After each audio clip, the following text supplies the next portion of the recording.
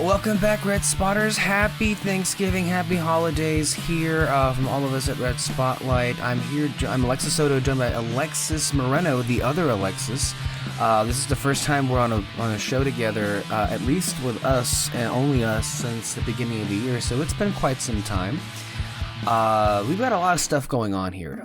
This is going to be one of those shows where anything goes, so that's all the tease you get. So strap yourselves in. This is episode 359, and the first thing is, like, it's been a weird, like, couple of hours. I was just telling Alexys that yesterday I was with Kyle and Peter, and we did, we like to do a double feature around this time of year. I know Peter and I have been doing those more and more to kind of make up time for, like, the absence of going to the movies in all of 2020.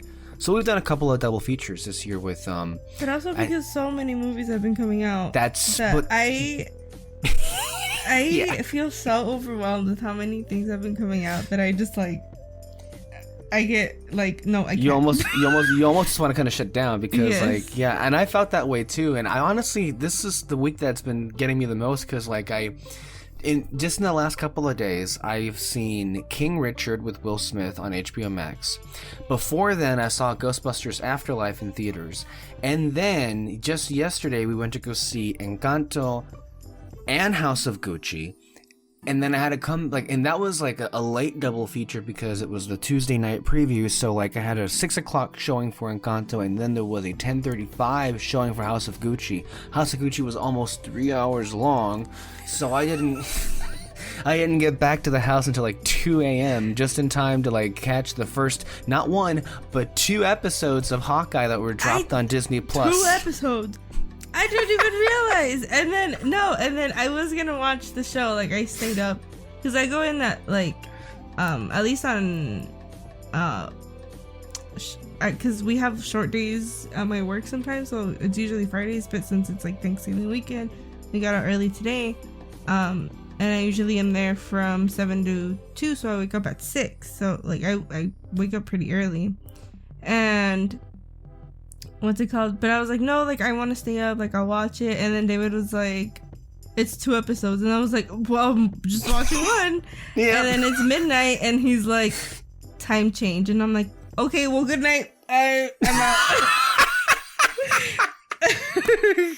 I was like, nope, can't do it. But as soon as I woke up this morning, I started watching it, and then I had a break at work. I watched it there. I came home and then watched both episodes, or finished both episodes. Mm-hmm. But yeah, I don't know. I want to watch everything, but I just feel like I can't. I literally shut down. Some of us have a lot more time constraints than others. That's always been the case.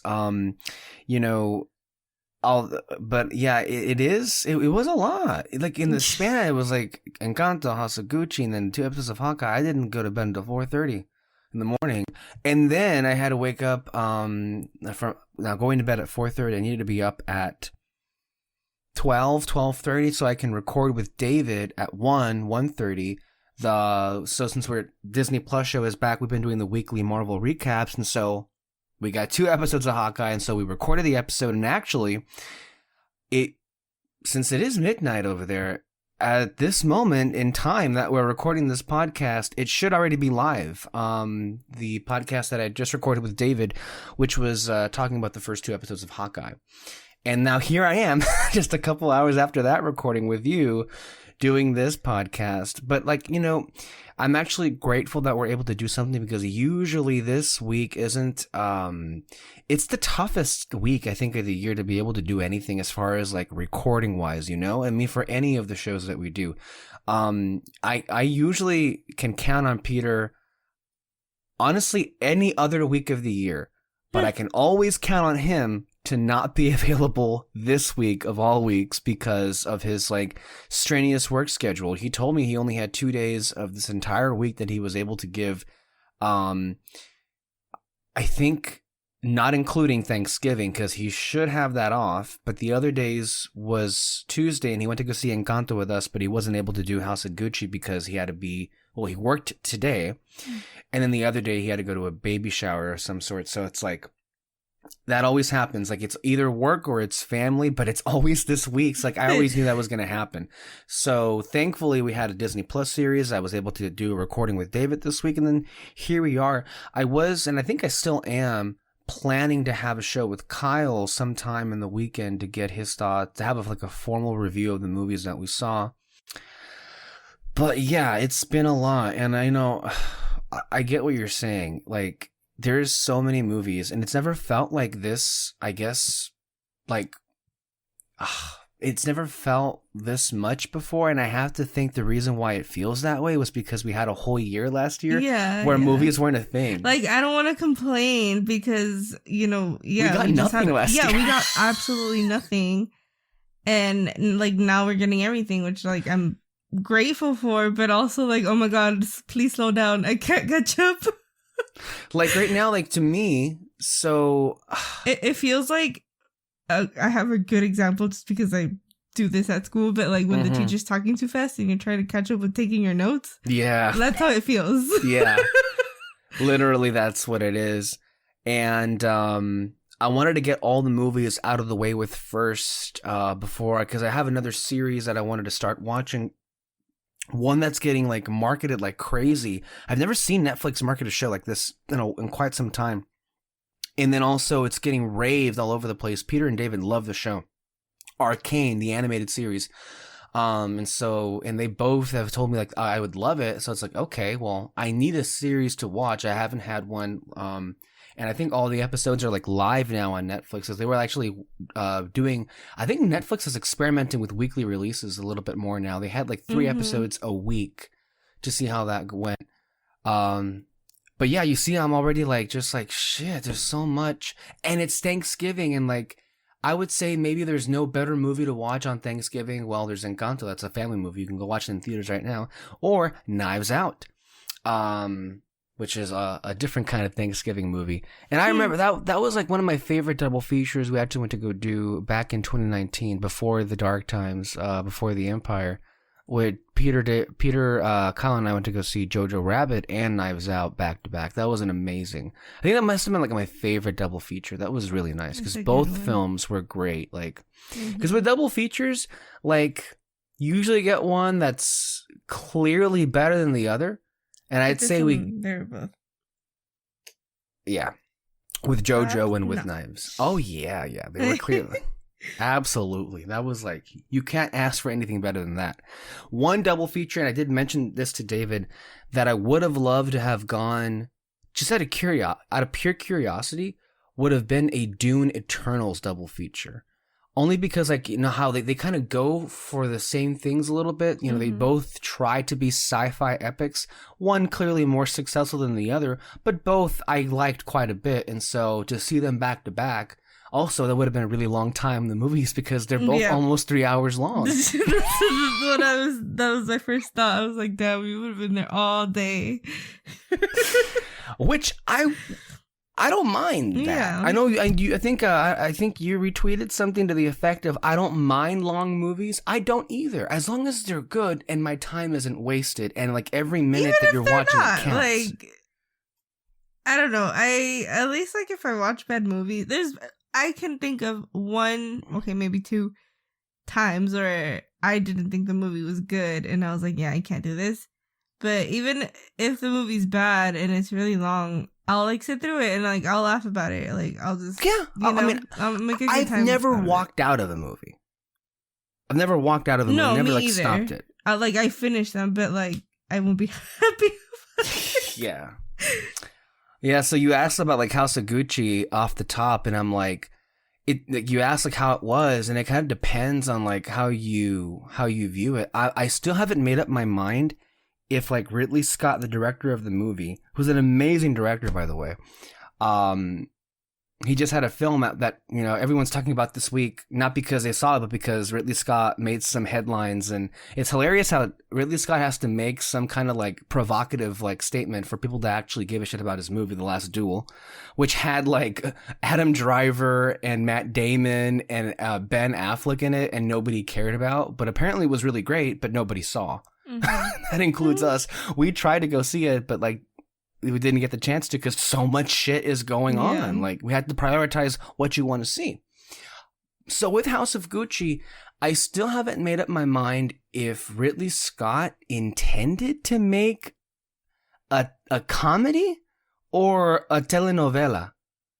Because that's the thing, like, I don't know if you can, like, for this, I don't think he was going for this to be a serious drama. I don't think the trailer was showing that either. But, like, yes. I mean, I don't know. I haven't seen the movie, so I clearly don't know. But I feel like that kind of, I don't know, because I saw a video where they kind of explained the life of the wife. Patricia. Patricia, yeah. And it's like based off of a book. Mm-hmm. And the way that I perceived it and the way that the person was explaining it, right. Like those two descriptions make complete sense. Yeah. So that's why I'm like, I don't know, that's interesting. Yeah, I think I've seen some people that are not convinced about what it was the movie that Ridley was setting out to do. I will say it is highly entertaining. It is highly entertaining for very, I think, different reasons. There are some things that, what makes me feel like Ridley kind of knew what he was doing on was because there was some really interesting choices when it came to the editing, because there were some really abrupt cuts that kind of elicited laughter from the audience because of like how they're not, you just don't expect it. Cause like, for example, there's this one shot where we're focusing on this old guy and then abruptly as soon as he finishes his sentence, we cut to him in a casket. You see? So it's like, that couldn't have been an accident, could it? Like, I don't know. Like, I still haven't made up my mind what was going on there, but like, Gaga's great. Pacino is great. I think for the most part, the actors are very good and the costumes are beautiful and the sets are great. But it plays more like a Spanish soap opera than it does, I think, a straight up drama. And maybe that was the point. Mm-hmm.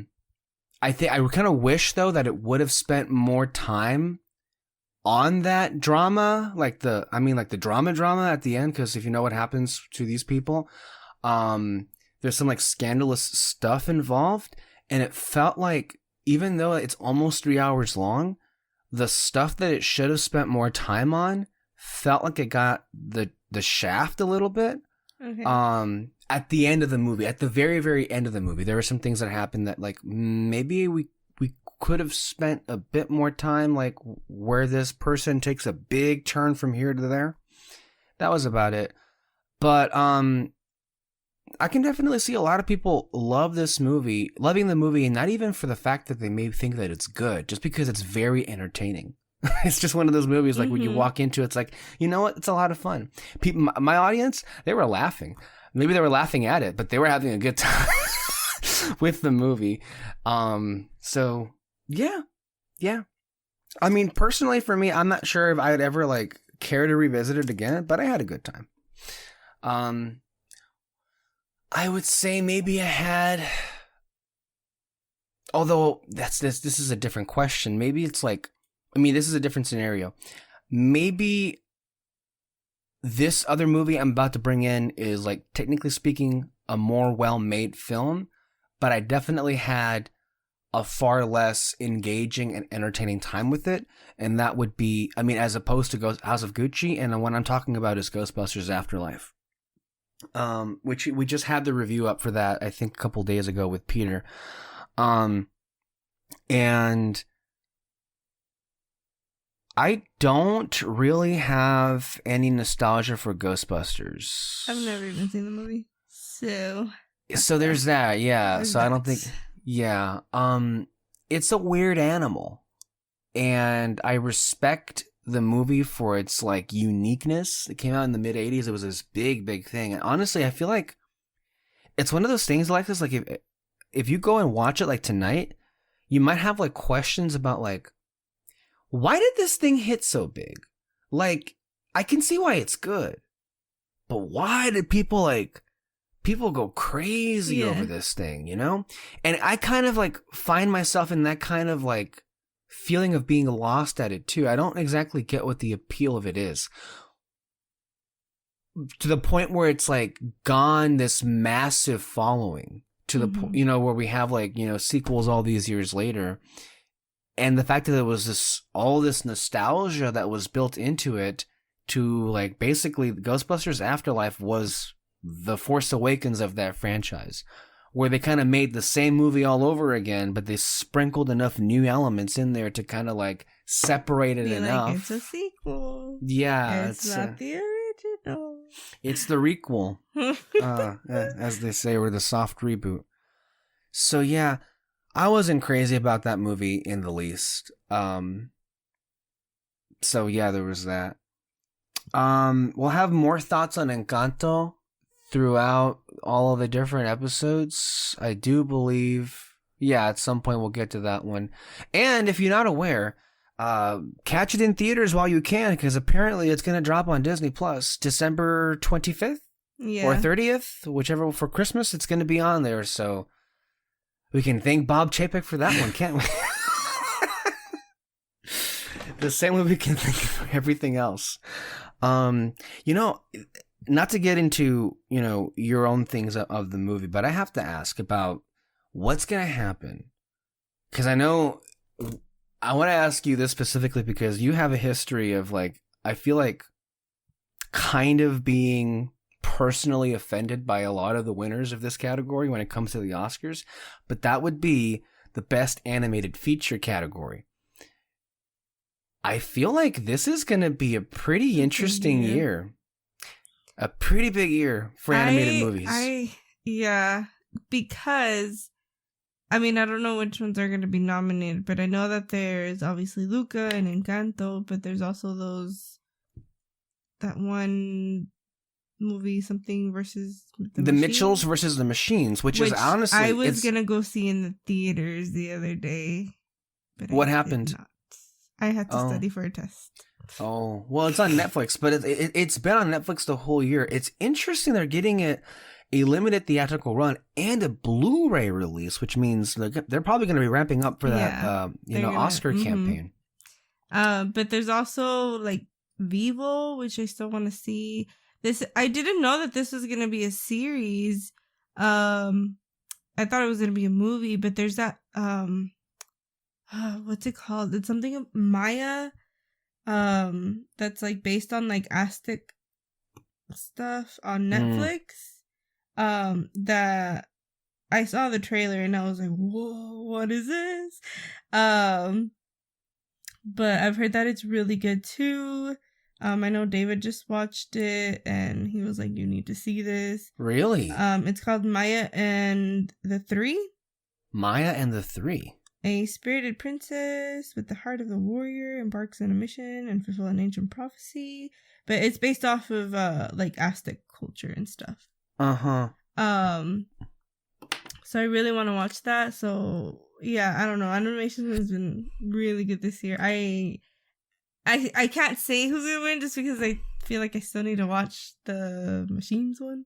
So once I watch that one, I will let you know. Not sure if you mentioned Raya and the Last Dragon is also in the running for that. I don't think that's gonna happen, but it's not gonna win, but I think it has a good shot of a nomination. Here's the thing, because I know in 2016, Finding Dory, Moana, and Zootopia all got they all got nominations, right? Or did Dory get Finding Dory did?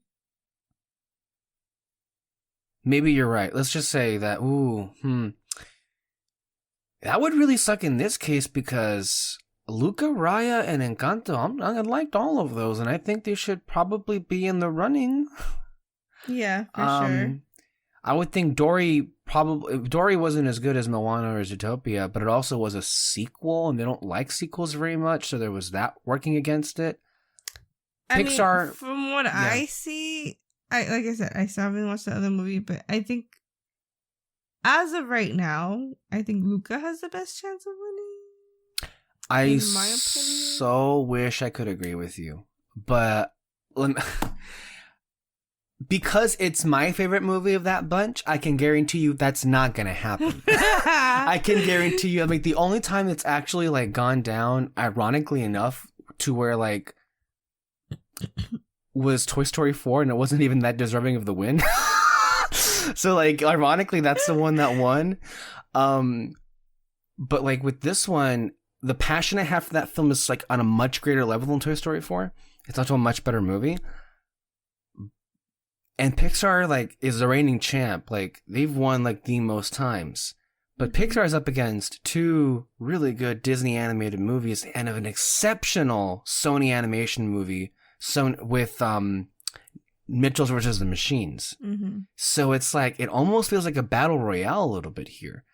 I don't think Raya's going to win only because it came out such a long time ago at this point. And... yeah. No one kind of saw it. They literally, it's not on Disney Plus. Like, it is on Disney Plus, but like nowhere to be seen on Disney Plus. Like, absolutely nowhere. They did absolutely nothing with her in the parks. Like, there was nothing for Raya. I did see a Raya Christmas ornament in the Hallmark collection this year. In Hallmark, okay.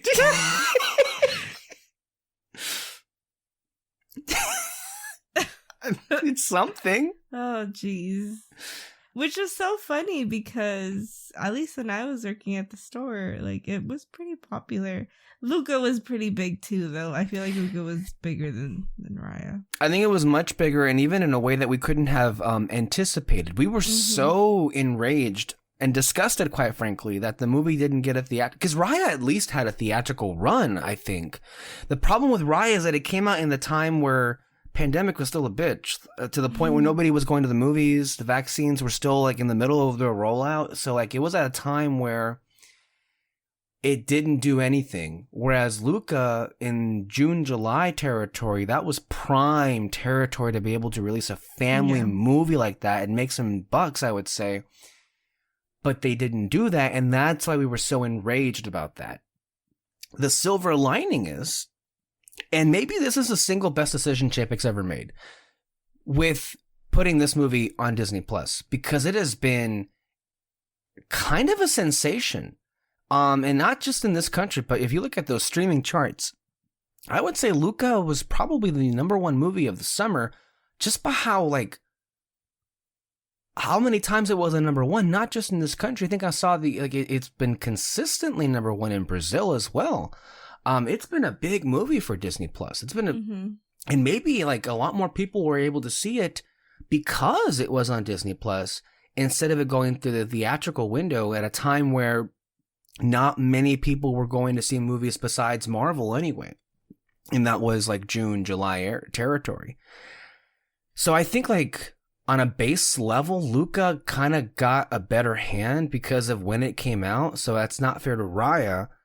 But I will say because of that, Luca definitely was much more popular. And the difference there being is you didn't have to pay for Luca. You had to pay for Raya if you wanted to see it on Disney Plus. Yeah.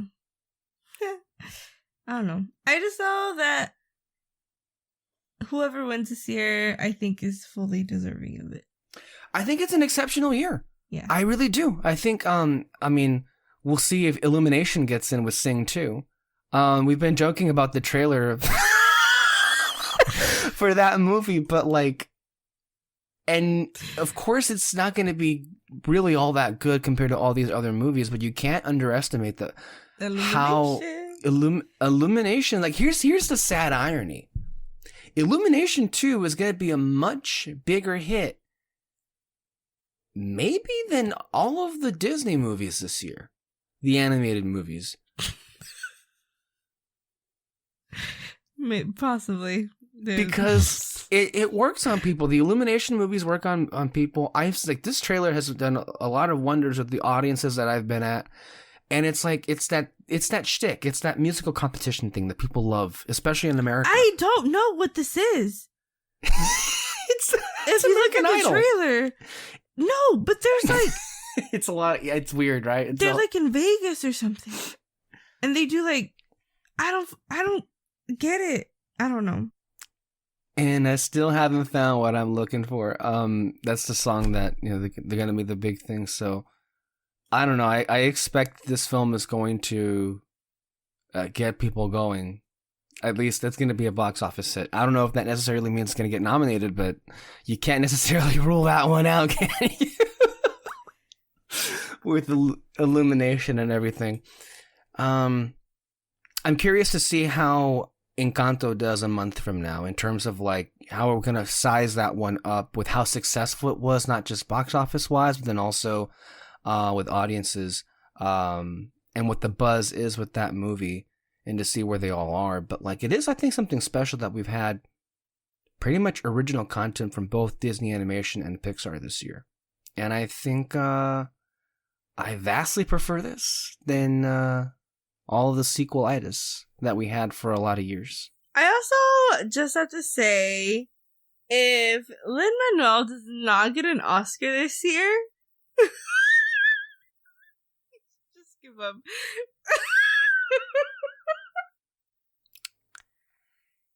There's a lot, I think the original, the original song category, I think, is going to be even more enraging than the animated feature category, not just because of who could win, but then also of who won't be nominated. I took a quick glance at the moment, and we're early on, and these will change. I took a quick glance at like what the experts are currently looking at or thinking of what could be nominated for Best Original Song. And I didn't recognize a single song on there. And nothing from Lin-Manuel, that's for sure. The In the Heights, I guess, really did bomb because no one's talking about that movie getting any nomination whatsoever, which is depressing. For a Grammy. Yeah, well, that's all it's going to get, apparently, from what from what I understand. I mean, I'm hoping that, what's her name? Is it Olga Meredith?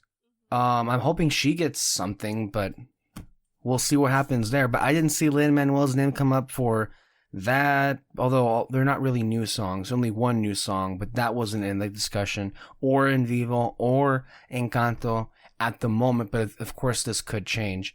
They're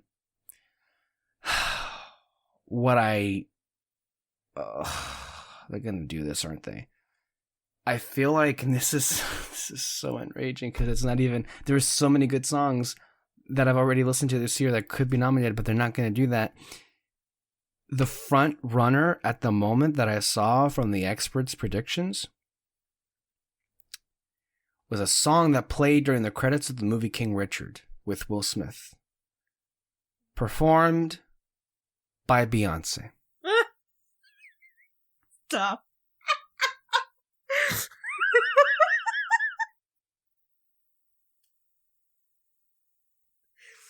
Oh, God.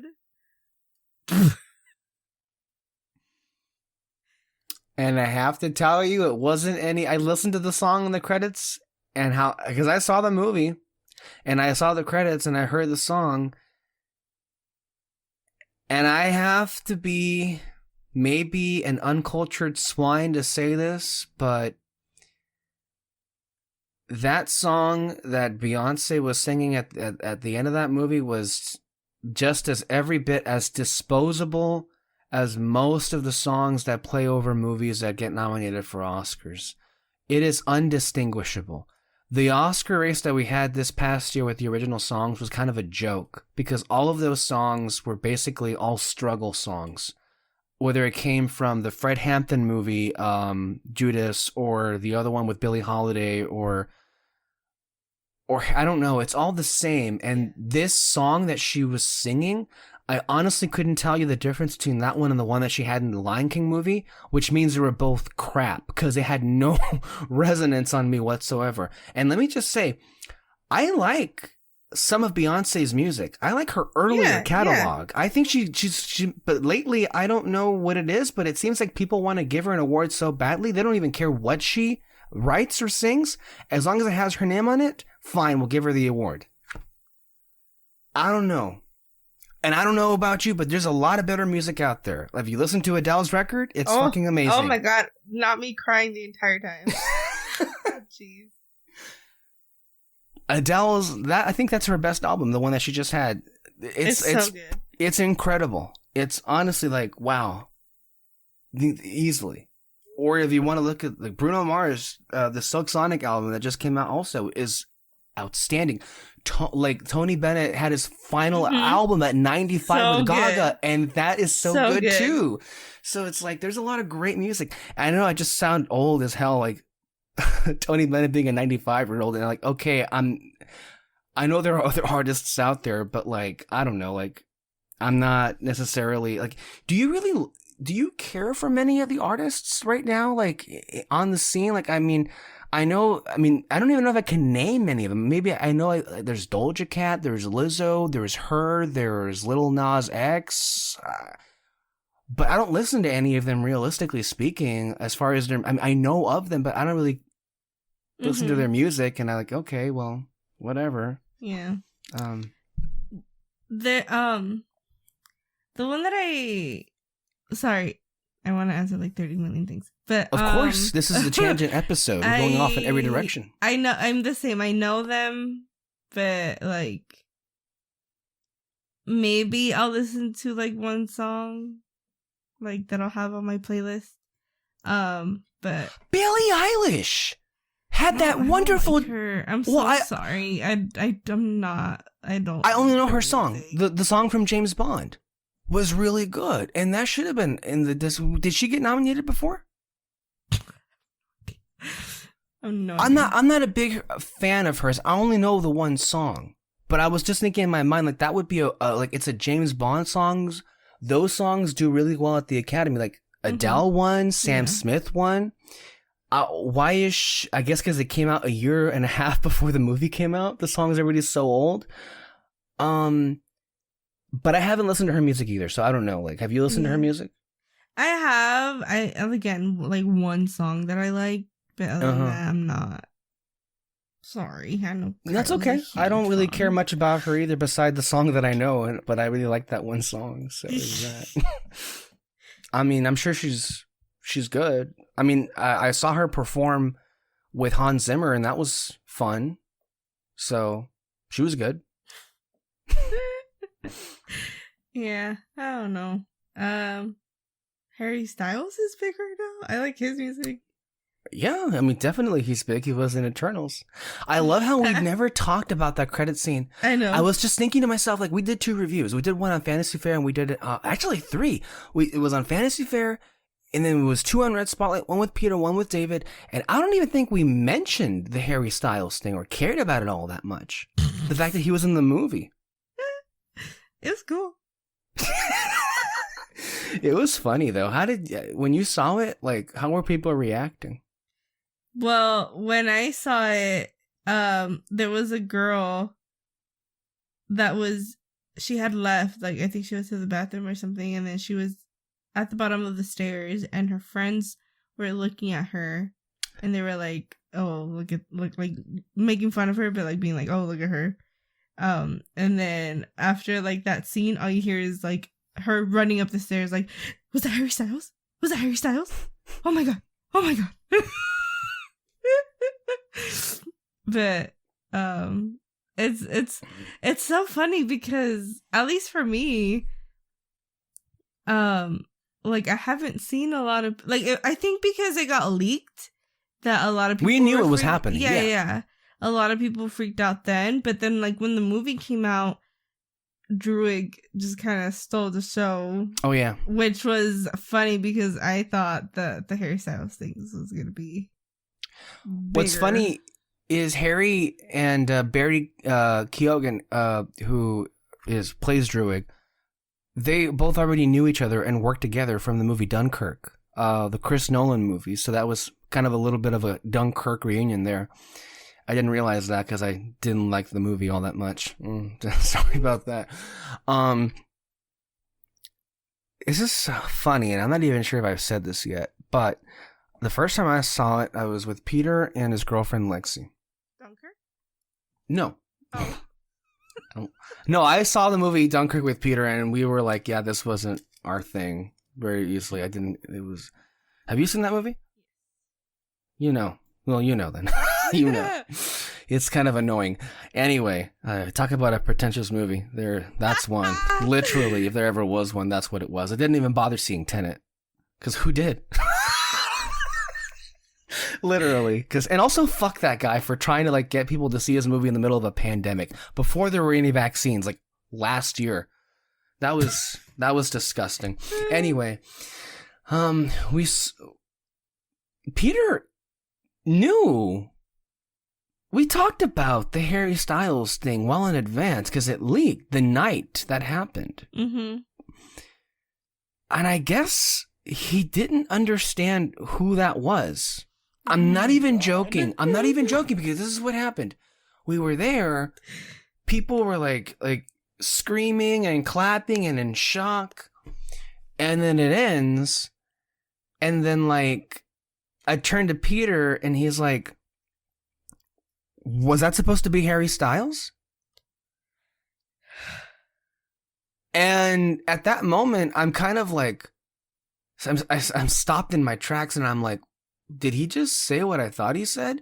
And then Lexi kind of like jumps up in like shock. And then we look at each other and I'm like, yeah, did he say he just said that right now? And like, I asked, like, do you really not know who Harry Styles is? And Peter was like, no, wasn't he One Direction or something? Yeah, like, I don't know, 10,000 years ago. That hasn't been a thing in a long time. He didn't know who Harry Styles was. He didn't know who Harry Styles was. And he thought he was still with One Direction, probably.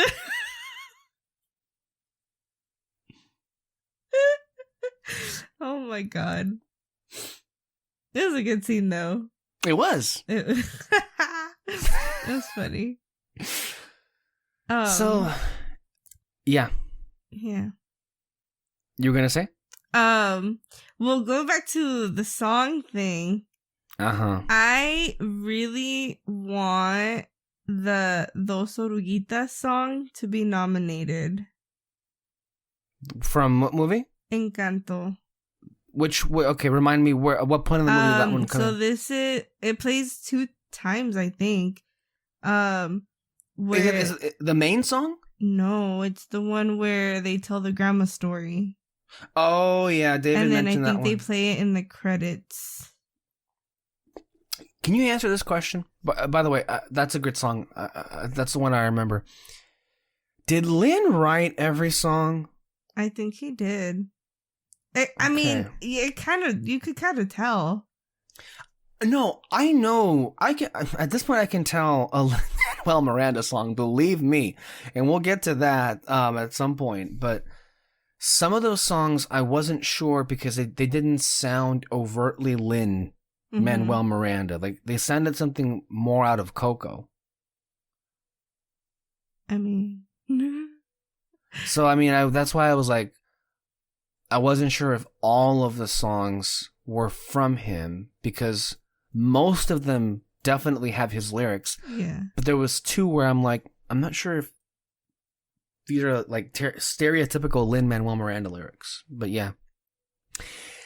That would be pretty sad if he doesn't get a damn nomination. And then I really want that song to be nominated because it's sung by Sebastian Yatra, who's like a big... I don't know if he's like up and coming, but I think he is because I kind of barely started listening or like hearing about him. But he's from Colombia, obviously. But he's really good. And then I told David, and he's like, "Who's that?" And I'm like, "Well, he was just here in Arizona. Like he's like an actual singer. Like, yeah. So I don't know. I think that would be cool. Yeah, the thing is, like, I probably wouldn't get my hopes up with that because here's how this thing works. The way it should work is, like, the best original song or maybe the best song should be, like, maybe a little bit more concentrated on, like, when you think of music and how a song is used in the movie, the majority of the songs that get nominated every year for Best Original Song are songs that play during the end credits, which is a fucking joke. It is played, but it's played in the movie, isn't it? In the movie, and I believe in the end credits as well. But because I think they did it in both English and Spanish. As long as it's played in the movie. I feel like it needs to be played in the movie for it to be memorable. And like when I think of like memorable moments in movies, especially that have a lot of songs, oftentimes the wrong song is nominated and you think like, why?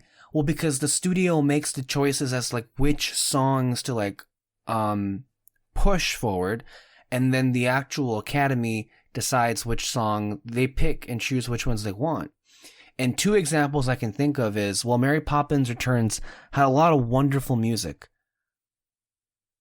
but the song that they went with was The Place Where the Lost Things Go?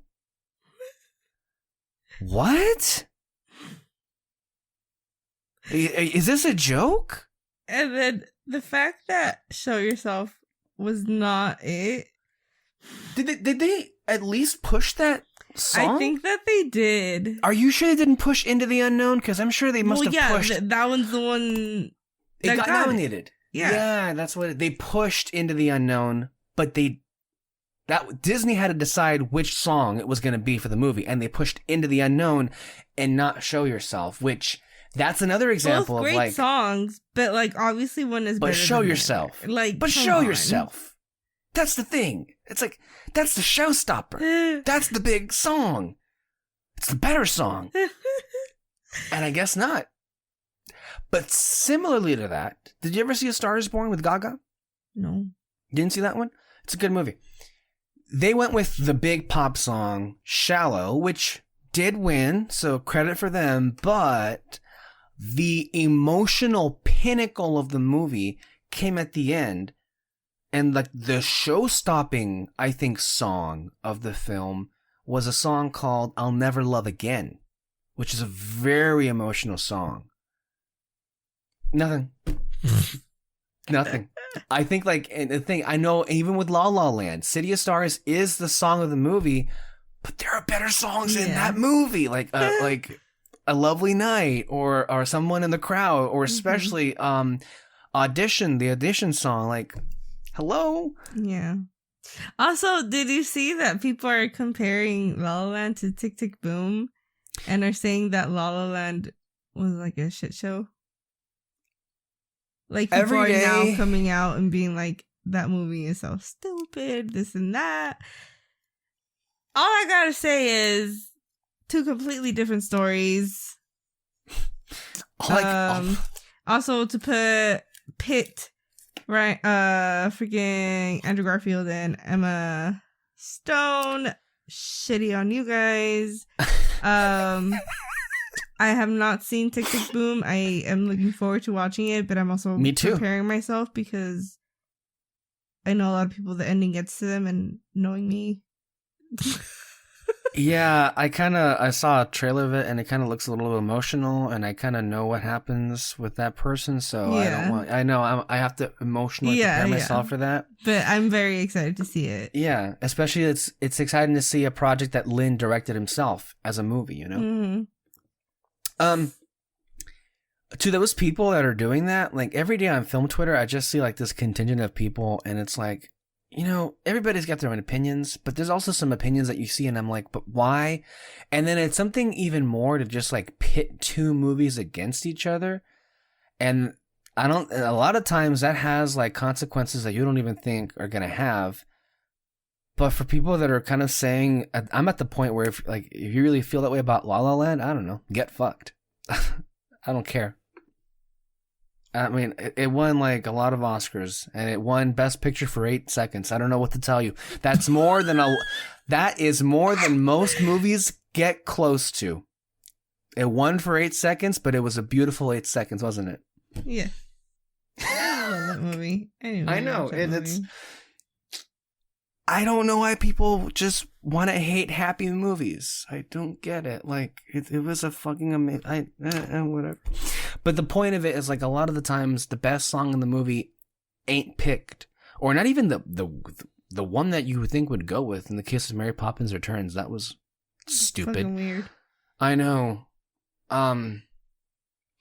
But it's genuinely interesting this year because there's been a lot of musicals. There really has been, which I'm happy. I'm glad to see more musicals. Mm-hmm.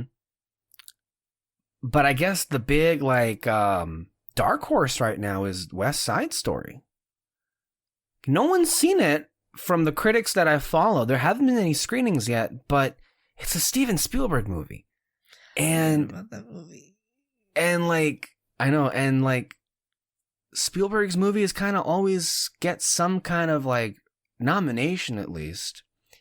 And here's the thing where I'm a little bit conflicted because I've seen the trailers and I kind of don't care. I care as much as there's a new Spielberg movie and I'm always going to want to see a new Spielberg movie, and him doing a musical, that's something new we haven't seen before, and that's exciting. But it almost feels like an inferior version of In the Heights, because it's and I guess I have to wait and see what the movie actually is, but it almost seems like it's set in the same time as the original film, and so I don't know how relevant the film is going to be when it actually comes out. Mm-hmm. The one thing that I feel like it is going to have a leg up, well, actually, there's a couple of things it has a leg up on In the Heights on. In the Heights was an unmitigated disaster at the box office. It was a marketing disaster, and no one saw the movie. Nobody saw it. Yes.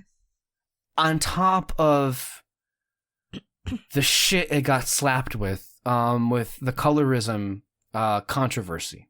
Mm-hmm. On top of the fact that no one is talking about that film when it comes to accolades this year. So it's just kind of dead in the water, and who would have seen that coming? So West Side Story has those things over it where it's going to be opening in a month where people are going to the movies. The box office has gotten to a much stronger point where it was back in, what was it, May or June. But from a creative standpoint, it may be superior, at least in direction. What was was it John Woo who directed In the Heights? Yes, I think, yeah. Woo's a capable director, but he doesn't have a signature style to his movies. Spielberg does. And so I could very much see an outcome where, as a movie, I could vastly prefer In the Heights, but if you're asking about which one was better directed, that often is a different, scenario altogether. Like with Ghostbusters recently, I said, well, I think the Ghostbusters Afterlife movie that just came out is a much better directed movie than the 2016 Ghostbusters with Melissa McCarthy and all the other ones. But I kind of liked the 2016 one better. Not to say that I loved it. I didn't. I just liked it better because it felt like it was more in the spirit of what Ghostbusters was, and that was... Because, it's a whole different thing. So I'm curious to see the movie, and I'm curious to see what the response is going to be to West Side Story. Because I don't know. I don't know.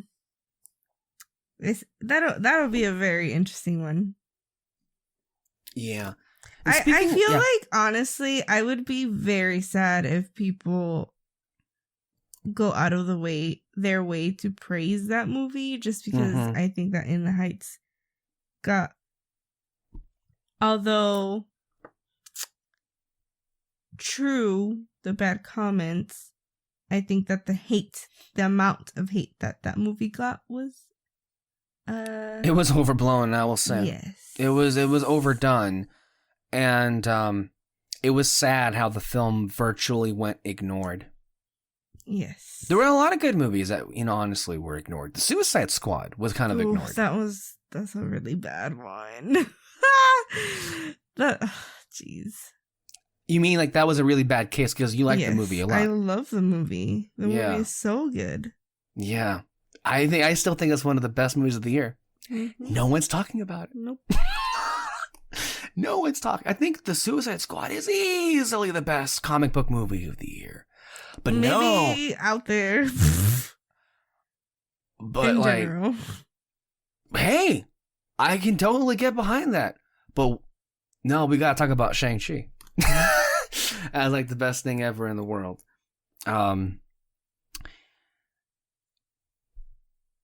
But as you were saying, just to wrap these things up real quick, Beyonce has a good shot at winning Best Original Song, which annoys me and is going to annoy me because I'm sorry, but she's overrated. She just is. And that, I don't think that song was memorable in the least. Best Animated Feature, if you ask me right now, I have to disqualify Luca because if it's my personal favorite, it can never win. It just can't. I'm sorry. I can't. I have to kill hope here and now. I have to always do that. Even though I think I would be very happy if it did win. And I think it is deserving if it does win. But I think it's hard because I think Pixar is usually the favorite. But if two Disney animated movies get in, I think Encanto would have the edge over Raya. But that Netflix is pushing Mitchell's versus the Machines, and Sony Animation, which did make that movie, previously won with Spider-Verse. It's tricky. It's tricky. Yep. It's going to be fun to see how this thing goes. And potentially enraging. As they usually are. Looking back in the past years, which were the ones that pissed you off the most? I know 2019 was like upsetting because Toy Story 4 won that one, and was Frozen 2 even nominated? I don't think it was nominated. I have to look it up. Hold on, let me see. Because I know Klaus was nominated that year. I think Frozen 2 would have to be nominated. It is, and I thought Klaus, even though I like Toy Story 4 a lot, Klaus should have won. Klaus is really good. It's a great Christmas movie. If you guys haven't seen it, it's on Netflix. Big Hero 6 won? I know. What? Can you believe that? Yeah, it did. Rango won? Yeah. Wait, what was it up against? This is funny. Big Hero 6, really? Oh my god. Really? Big Hero 6? Big Hero 6 won. Oh my god. Okay. So, yeah, I mean, I guess it's fine. So, Rango won in 2012 and it was up against Kung Fu Panda 2, Puss in Boots, The Cat in Paris, Chico, and Rita. Disney didn't come out with the movie that year? Brave won. But that was the previous year, so... That's... Oh, wait, if that was 2012, then those were the movies for 2011. So you're talking, if that's the 2012 year and the ceremony was April or February, then these were the 2011 animated movies. And in 2011... 2011 Toy Story 3 won. But that was for 2010. So that was for the previous year. So, like, what animated movies came out 2011 from Disney and Pixar? I guess none of them? Oh, wait. Cars 2. Cars 2 came out. Okay. Cars 2. And I don't think Disney Animated had anything that year. I don't think so then. No. So then maybe that must have been an off year for them. But the year Big Hero 6 won... Big Hero, I don't get the love for that film. I thought it was pretty okay. I'm gonna be honest. Movie. I need to see it again then. But like, do you love it more than Monsters University? Because that would have been the year it came up against, right? Because like Monsters University. Hold up. No, it did. Because both that was wait, I'm mistaken. No, Big Hero 6 would have come out 2014. 2013 was Frozen and Monsters University. Monsters came out, was it in 2010? No, Monsters University was June 2013. I remember that because that was like the weekend before I started college. Oh, shit. Yeah. Interesting. Yeah. 2013 was an interesting year because you had Monsters University, you had Frozen, Iron Man 3, Thor the Dark World. It was an interesting time for Disney. And then 2013 Pixar had... What did they have? Oh, wait, Monsters University, duh. Of course, that's the one they had. We just talked about it. It was like... no, but there weren't any other years that you were enraged? Like, for like what won Best Animated Feature? Oh, was Zootopia over Moana? Did that one piss you off? No, I wanted. I thought that was Zootopia. deserved. Yeah, that was Kyle.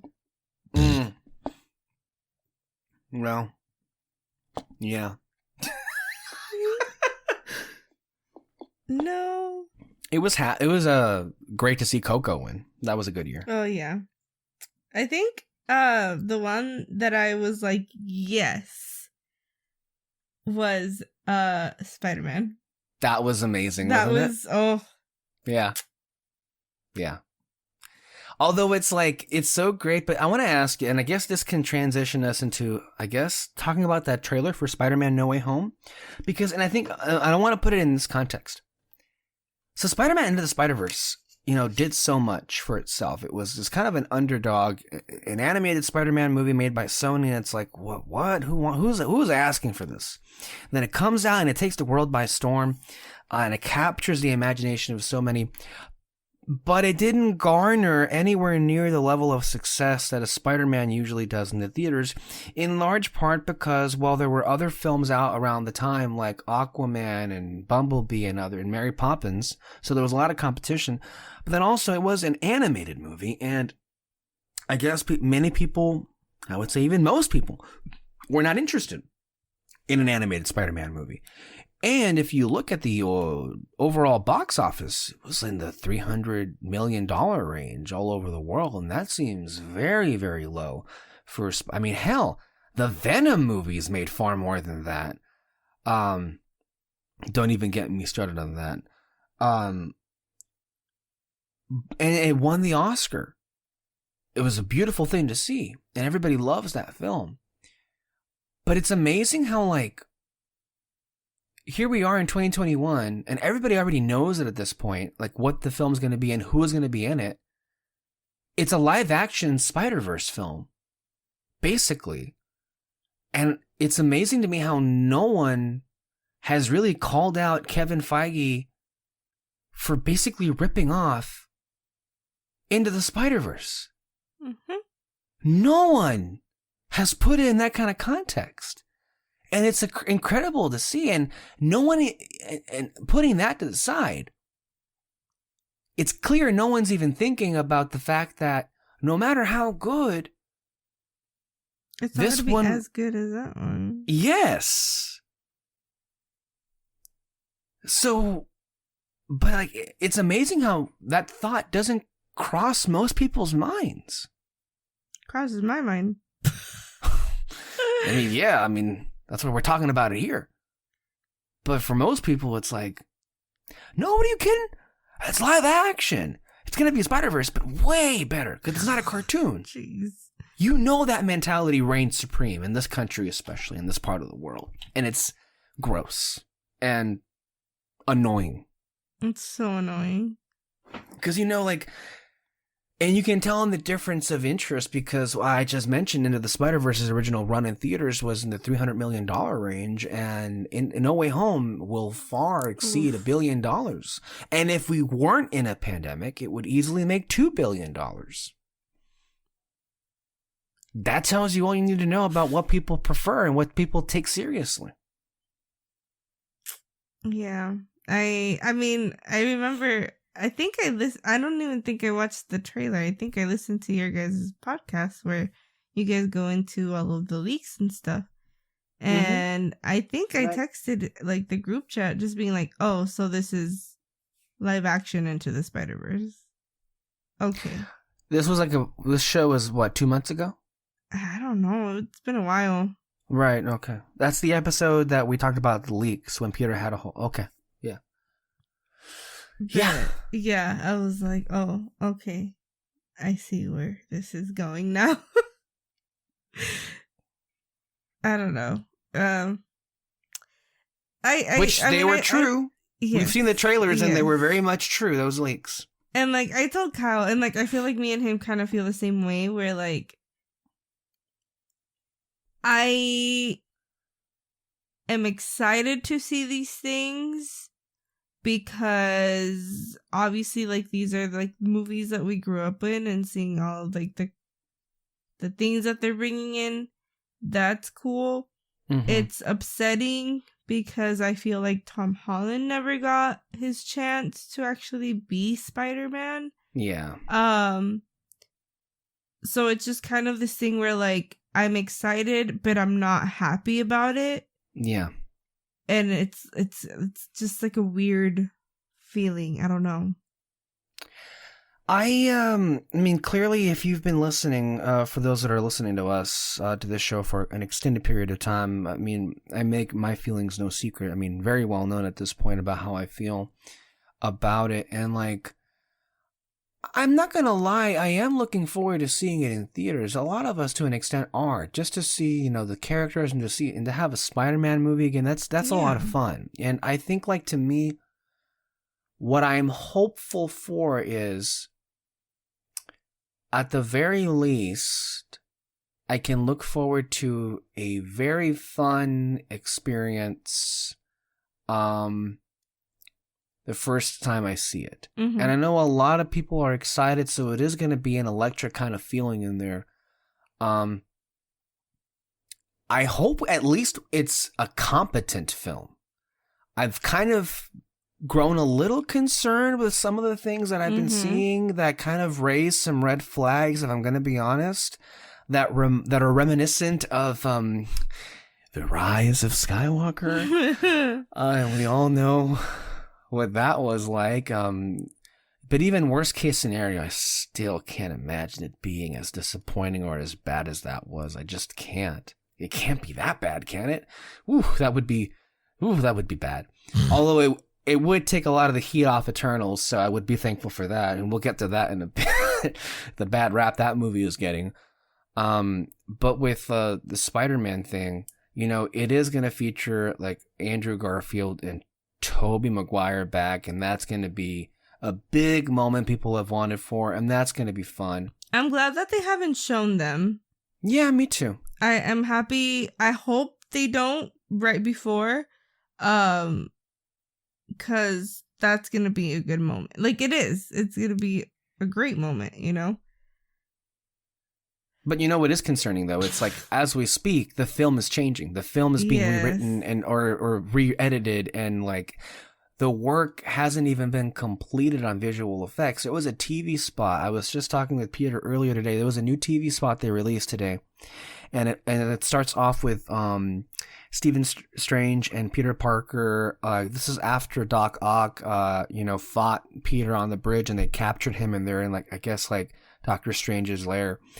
And, like, Doctor Strange asks Doc Ock, do you know a Peter Parker Spider-Man? And Doc Ock says yes, and then he points to Peter, is that him? And, like, no.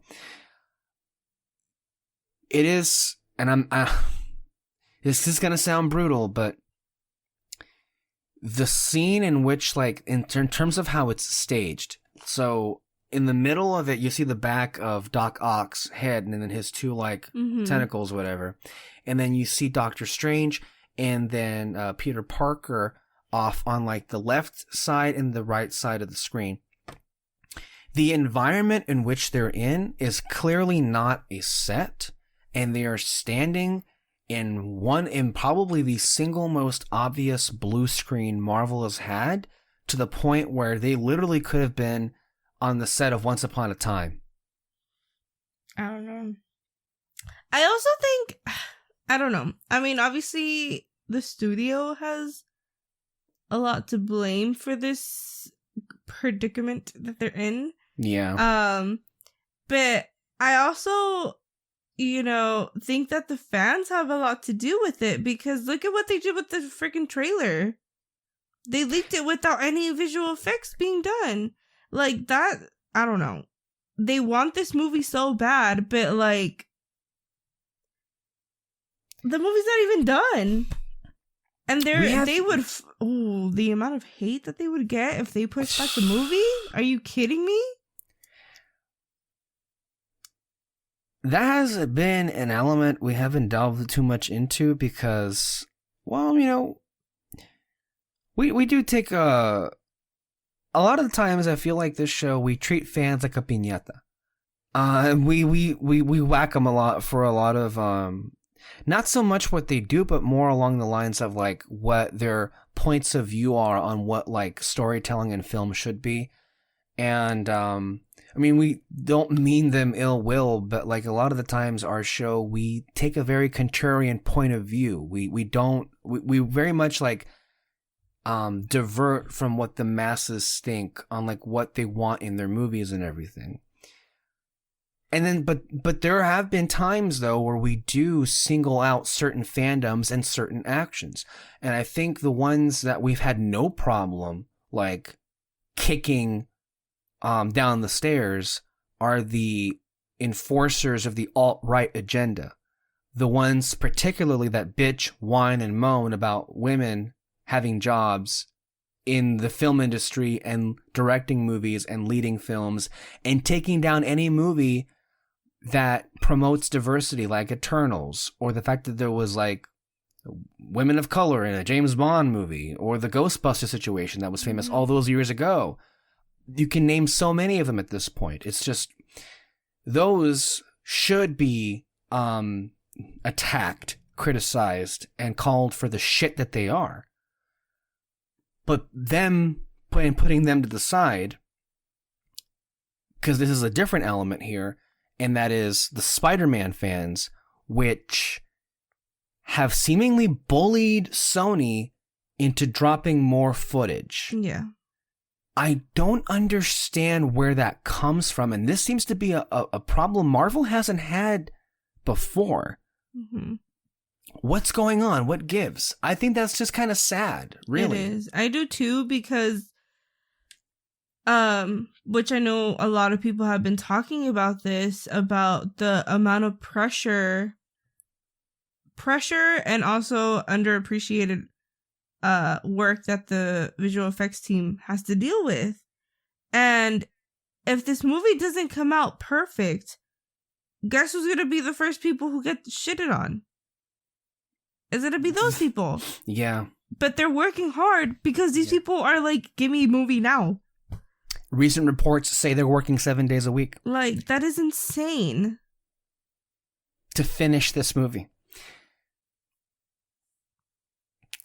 The movie comes out in, what, like less than a month now? Oh, yeah. I can't. December 18th. We're currently, at the date of this recording, November 25th.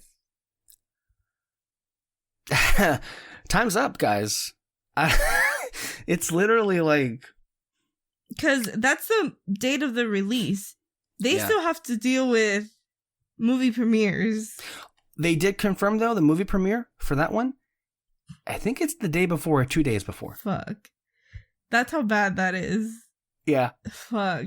I can't, dude. Because, you know, Marvel movies usually have the premieres at least 2 weeks before they come out in theaters. That's a normal thing. Like Eternals recently had that, or with Shang-Chi. This one, no. 2 days before, because they need that time to finish this movie. That's bad. That's so bad. So what did you think of the trailer? Did you ever watch it? Yes. It was okay? It's okay. Yeah. I was gonna tell you guys that I thought some of the lines are a bit cringe. Did you listen to our last podcast? Which one? The one that we talked about, the Spider-Man trailer. No. So the last one was the Ghostbusters one, but we also talked about the Spider-Man trailer. No, I haven't listened to that one. Okay, yeah, because we agree with you. Peter and I definitely agree with you. What? Like that? I can't. That completely just like took me out. Right? I was like, wait, what? A trailer is supposed to be some of your best stuff. Now, it could be a lot of that stuff's not finished right now, so they had to like throw together what they had. But man, if you're not aware of what we're talking about, Alexys and I, these two lines in this trailer that were, I guess, they're the most prominent jokes. If that's what you call a joke, Lord have mercy on your soul. I don't know what you think's gonna happen. Peter compared it to the level of comedy that was featured on Ant-Man and the Wasp. These particular jokes were aggressively unfunny. They were cringe, yes. Marvel jokes are pretty good. Sometimes really good. I mean, just look at Eternals. some pretty funny stuff in that movie.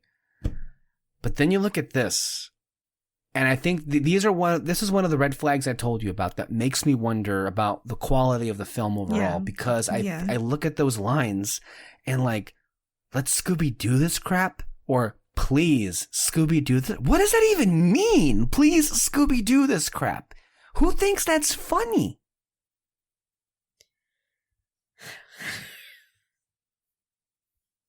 Oh jeez. You know what? I feel this is completely going to happen. Everybody's gonna eat it up. Yeah. Well, they are. I mean, because of what it's going to feature. So you think like there could be aspects of it that are far lesser than most Marvel movies, but because of what it's going to feature, which is the main event, they're going to eat it up. Yeah, of course they're going to eat it up. I mean, that's not even a question. They were always going to eat it up.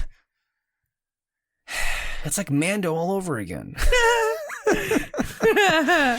God damn. Speaking of... Well, hold on a minute. Hold on real quick. That other line, though. The Doc Ock thing. Oh my god, I can't. That was insulting. That was genuinely insulting. Because they actually thought that would be funny? Like, oh yeah, we're going to laugh at Doc Ock's name. Why? I've seen a lot of reactions to that trailer online.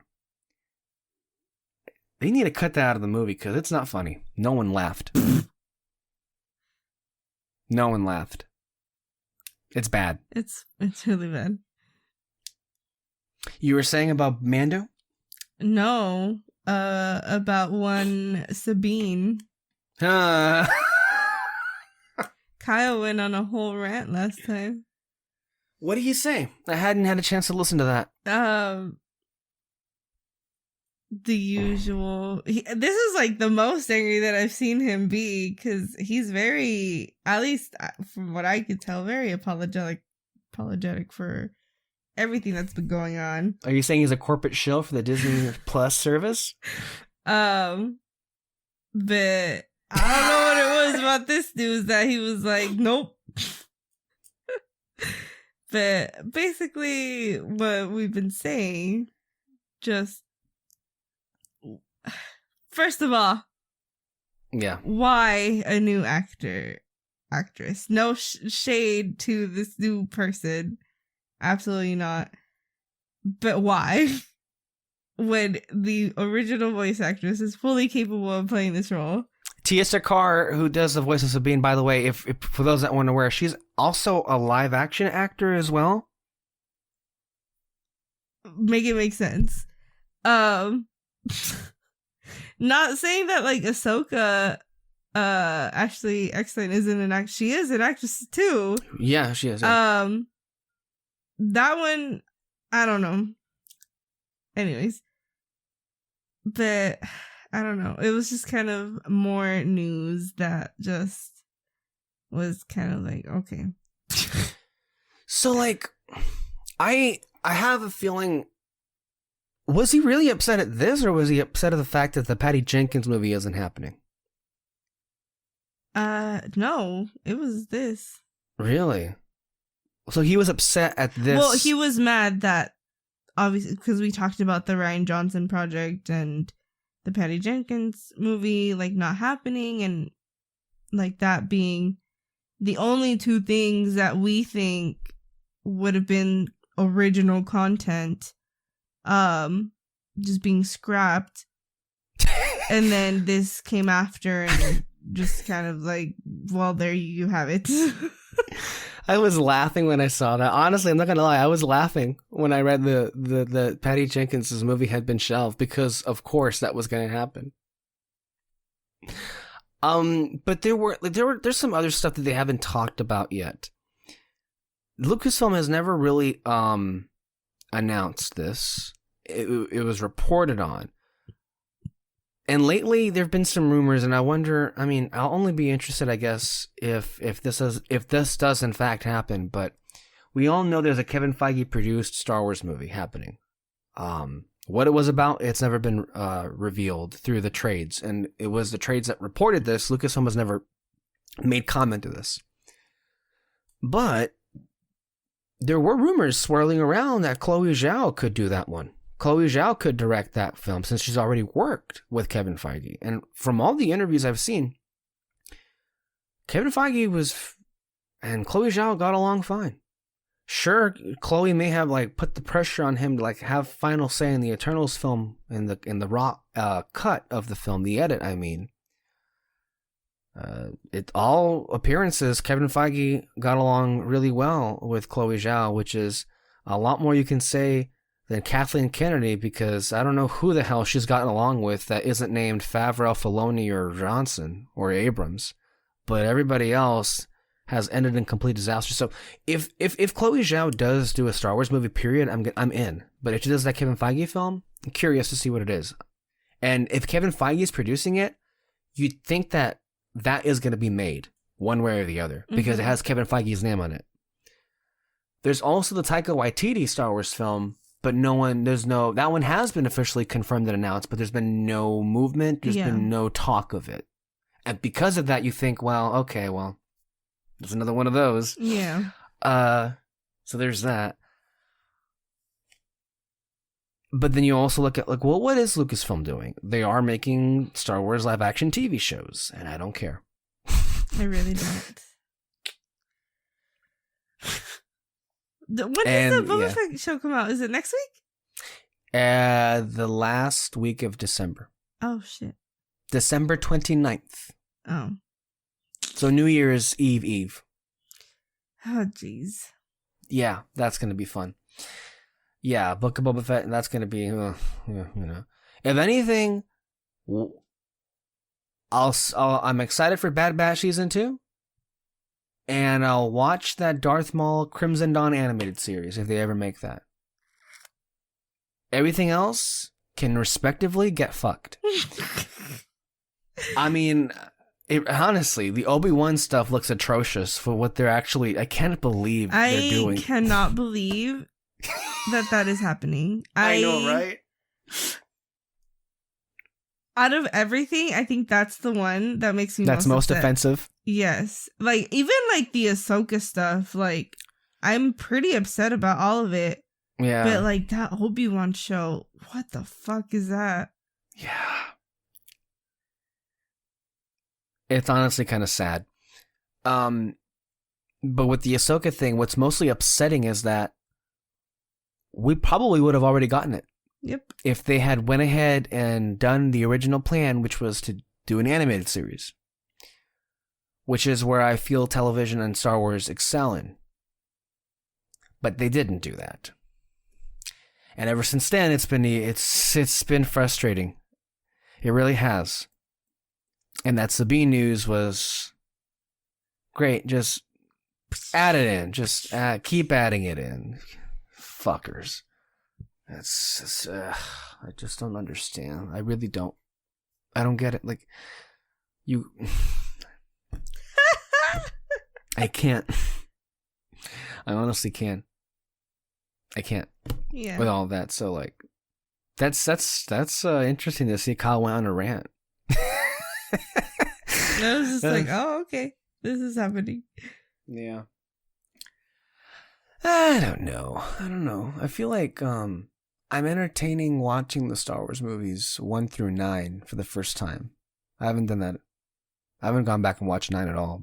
Aside from that audio commentary, but I've never seen 1 through 9, and I'm curious to see what that would look like. Yeah. Only because when I do a Star Wars rewatch, I do 4 through 8.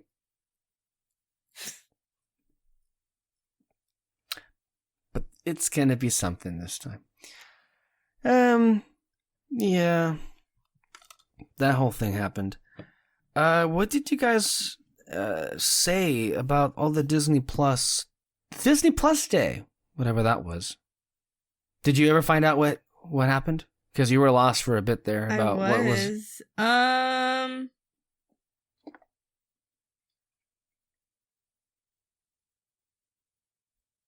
It was, I don't know. The Marvel stuff, I think, was like the most interesting. Mm-hmm. But other than that, Tiana was pretty cool. Yeah. Oh yeah, I forgot about that. Tiana does look cool. Yeah, I'm very excited for that one. That's it. You see, so like, for all the talk of me being negative on Disney Plus, it seems I ain't the only one. That's all? Not even the Hocus Pocus too? We talked about like everything that was being released, but like by the end, even Kyle was like, "Oh, this took a lot. Like this didn't take as long as I thought it was gonna take," because he had a whole spreadsheet. I wonder why. Look who was right. Of course, it wasn't a lot, because it wasn't. And it's like, I guess, like, to me, like, a lot of like wonderful ideas could write themselves for what they could have planned ahead far in advance for Disney Plus. And I think one of the things that they have going in their favor is that they can coincide their films with series. And like, even like, look in the case of Eternals, how wonderful would it have been if they had dropped an Eternals companion series with the film, where you could have spent much more time with each of the characters. You can do it in 6 episodes, because you can just, or even 5, you can pair off the characters, because they're paired off in the film, and you can definitely do more nuance, more storytelling in the series. And how much better off you would be, because I mean, I think that's the ultimate dream, right? Because you want like the movie and the series to be at the same time. Yeah. But they don't do that. I mean, at least to me, that sounds like a good idea. I don't know why you couldn't do that. I would have loved to have seen that. Maybe we will see it in Eternals Disney Plus series, since I don't know what's happening with Eternals too. Yeah. If they ever do that. I think we mentioned it, but what I was telling Kyle was just kind of like all the stuff that they announced. Okay, with the exception of like Star Wars, maybe, like, it's cool. Like, we're getting stuff, but this is all stuff that we knew already. Exactly. I was screaming that day, and I was called the negative Nancy. But the thing that's kind of upsetting is that a lot of the shows that they were gonna launch with, most of them are not happening anymore. Never happened. Which is kind of like, bro, like, why? Like, you can do these things, you know? It's okay. I just don't get it. And like that whole thing right now with they don't know what to do with their adult content and stuff. Oh, such crap.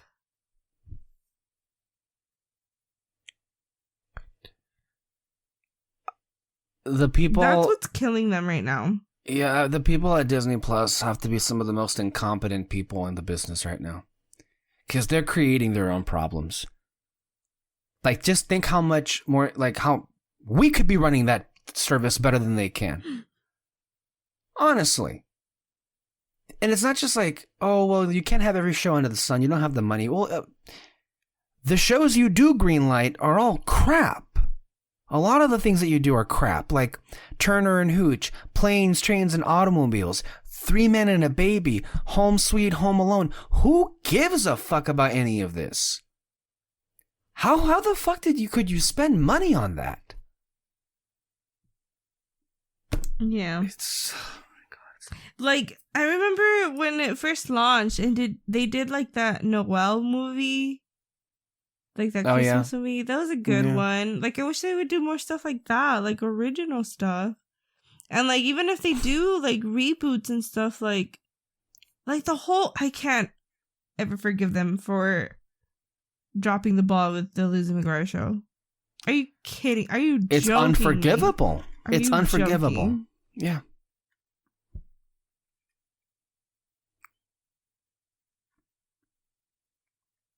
They're shit.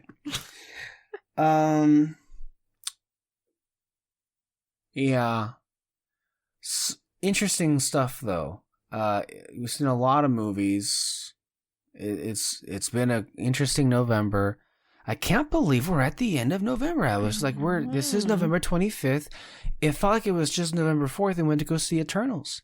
Yeah. What happened to this month? I know. It went by so fast. Speaking of, one of the interesting, I think maybe the most interesting journey we had this month was with Eternals. And I'm really curious. Like you had a whole journey. I had a whole arc. Yeah. You had a whole season. Literally, yeah. It's like every time I was on the show, I was like, I feel a little bit differently about this. Literally. And even before I was on the show, I was like, man, that first night, I was like, I didn't like this at all. And I'm really kind of mad because I wanted to like it. And then you said you loved it on Messenger, and I'm like, what the fuck is she talking about? She really loved this. Okay, well, Kyle needs to see it. I'll go see it with him. And I saw it again. And I'm like, this was a lot better than I thought I was originally. There's still problems I have, but I don't dislike it the way I did initially. And then I saw it again. No, and then I talked to Peter about it, and then the conversation with him made me feel actually a lot differently about some things, of which perhaps you deserve more credit for. Maybe I wasn't listening to the points that you were making in the Fantasy Fair podcast. But no, I think like that discussion also helped too, because I did say off the bat in the discussion I had with you last time, it's like, I'm kind of like uneven about this, but I'm willing to like see it a couple more times to see how I feel. But even at the end of that discussion, I was like, okay, this is actually interesting. And then I had a discussion with Peter, went to go see it again, and I'm like, I saw it the third time. This is the first time I actually go see a movie in theaters multiple times, not because I liked it the first time, I want to see it more times, but because I was kind of confused myself about what I thought of this movie. It was kind of maddening. Mm-hmm. But at the end of the day, I came to like the feeling of there's stuff in this that are deeply flawed, but I guess I just had to remind myself that if I do feel that way, it's okay to love a movie that is deeply flawed, because there's so many that I do, as a matter of fact, enjoy, that are kind of like hard pressed to call as good movies. And I gave some examples. I think you may not have listened to this discussion, but we did talk about this last week with Peter. So it's like, no, I think like I've thought so much about this movie where it's stayed with me, and like, yeah, I like the characters, I like the movie, and I kind of also feel rather defensive about how dismissed and I feel in a way misunderstood it is. It is flawed. There are things that don't work about it, but it's going for something that's truly different and I think beautiful in its own right. And I think it is beautiful in its own right for what it does, succeed. And it attempts to be something that's more than just another Marvel movie.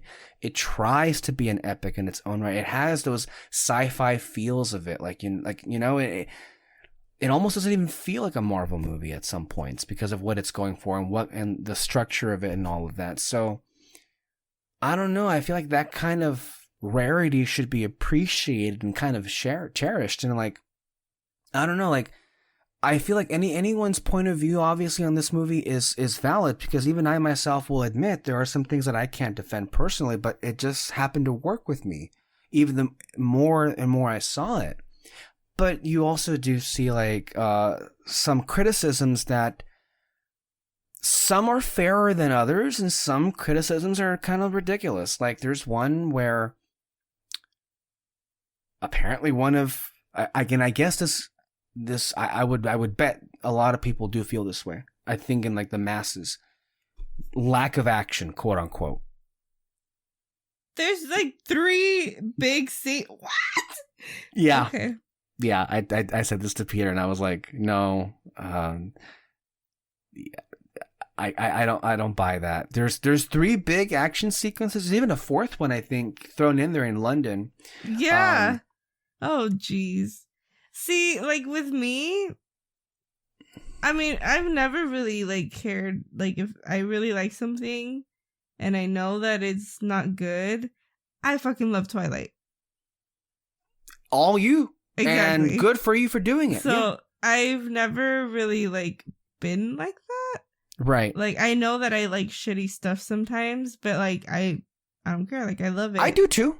I mean, I binged Fuller House. That's crap, but I liked it. No, I can admit to that as well. And like even with this one, like I understand people not liking it or enjoying it, because something that Peter said that stuck with me is you have to work to understand this movie.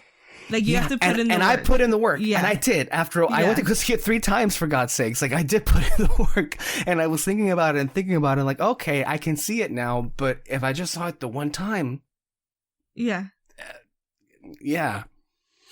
But this lack of action thing infuriates me, because I don't think I'm sorry, I don't accept that as a real criticism, because there's plenty of action.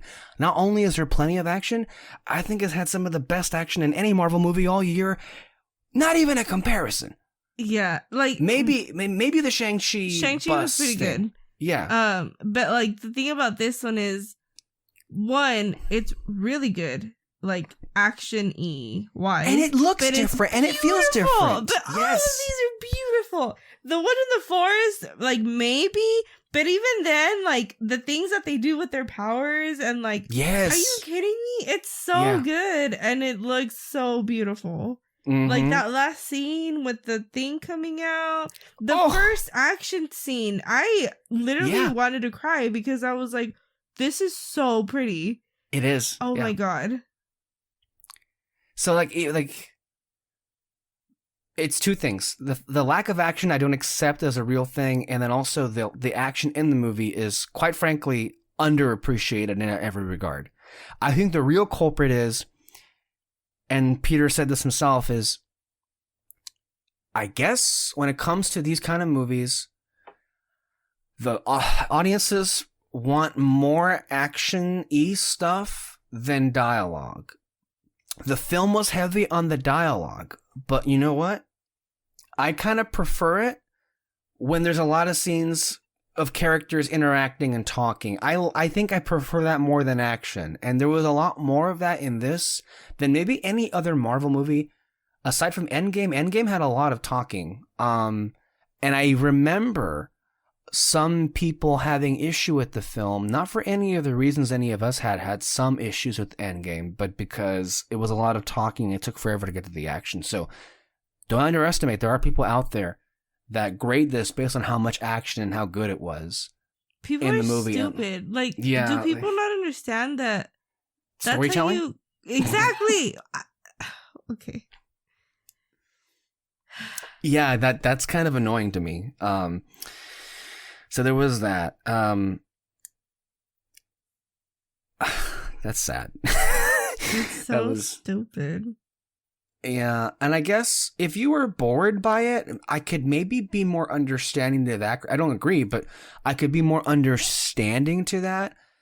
I did. I think it was yesterday, as a matter of fact. We were in the theater for Encanto, and I think I saw this family of 3 walk by. And I think the younger kid, he wasn't too young. He was maybe pre-teen age. I don't know what movie they were going to go walk to, but I think I overheard what the mom was like, "Oh, there's a Marvel movie, it's Eternals." And I think the boy said, "Eternals was boring."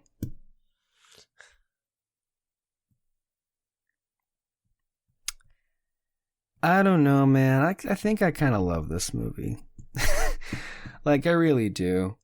And of course I would, right? Because everyone kind of doesn't like this, and even the ones that do like it are like, yeah, but it's nowhere near the best of them, and it's well, oh well, I guess I'm in the situation all over again. But you know what? I'm used to it. Might as well. I want more movies like this out of Marvel. I really do. And it sucks that it got all this negative press on top of the hate, and it kind of it makes it even harder for movies like this to come out of the Marvel machine. It does. And it sucks. Especially but since I also feel like people do acknowledge that even though it's not their favorite movie, that they do hope they continue to do movies like this. Mm-hmm.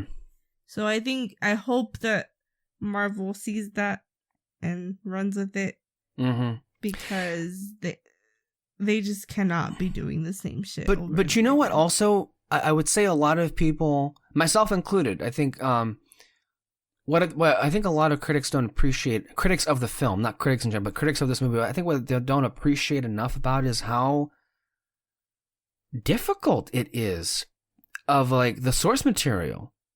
Yeah. There's 10 characters. Yeah. The fact that they were able to make this anywhere near coherent is kind of a success in and of itself, considering how large in scale this is and how many characters you're dealing with, and that you're dealing with godlike characters. Yeah. That, quite frankly, I think, look, for those people that had that felt that they were at distance a little bit from these characters, I understand. I also understand that on some level, perhaps that's what Zhao was trying to do, but they infuse enough humanity in these gods to and make it's kind them of relatable.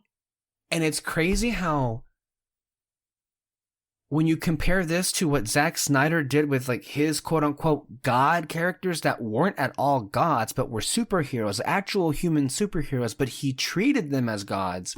Now that is putting you at a distance. Yeah. To the point where you can't really, there is nothing likable about his gods. Do you like the Henry Cavill Superman? Do you care or like the Henry Cavill like Batman? There's very little things to like about them. And they're not supposed to be gods. They're supposed to be people.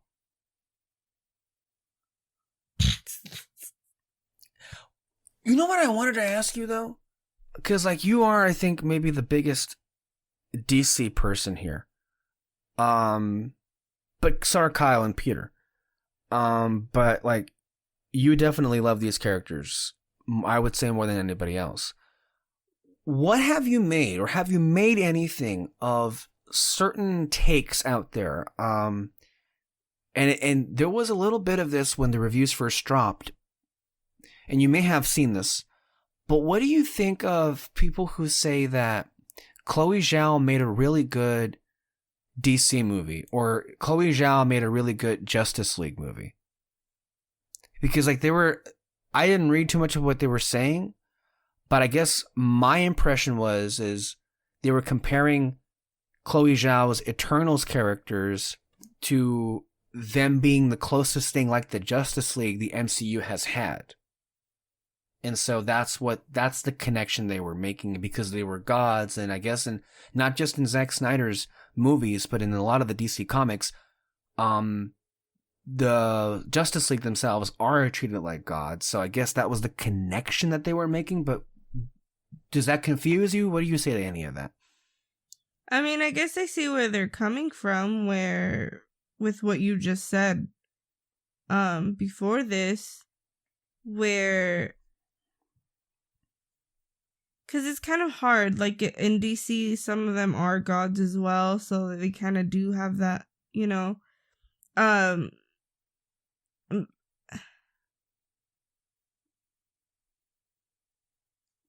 because I feel like the DC characters are like they have more, I don't know how to say this, like they're bigger. At least they're so much larger than life than even the Eternals were positioned at. Yeah, And so I guess I see, like, you know, what they mean by that, but I feel like the Eternals feel far more grounded than like characters in DC, at least with this movie in particular, because I have no idea about the comics or anything. But it would be interesting if she did something with DC. I don't think that's ever Chloe gonna Zhao? happen. Yeah. I don't know what I would put her for though, but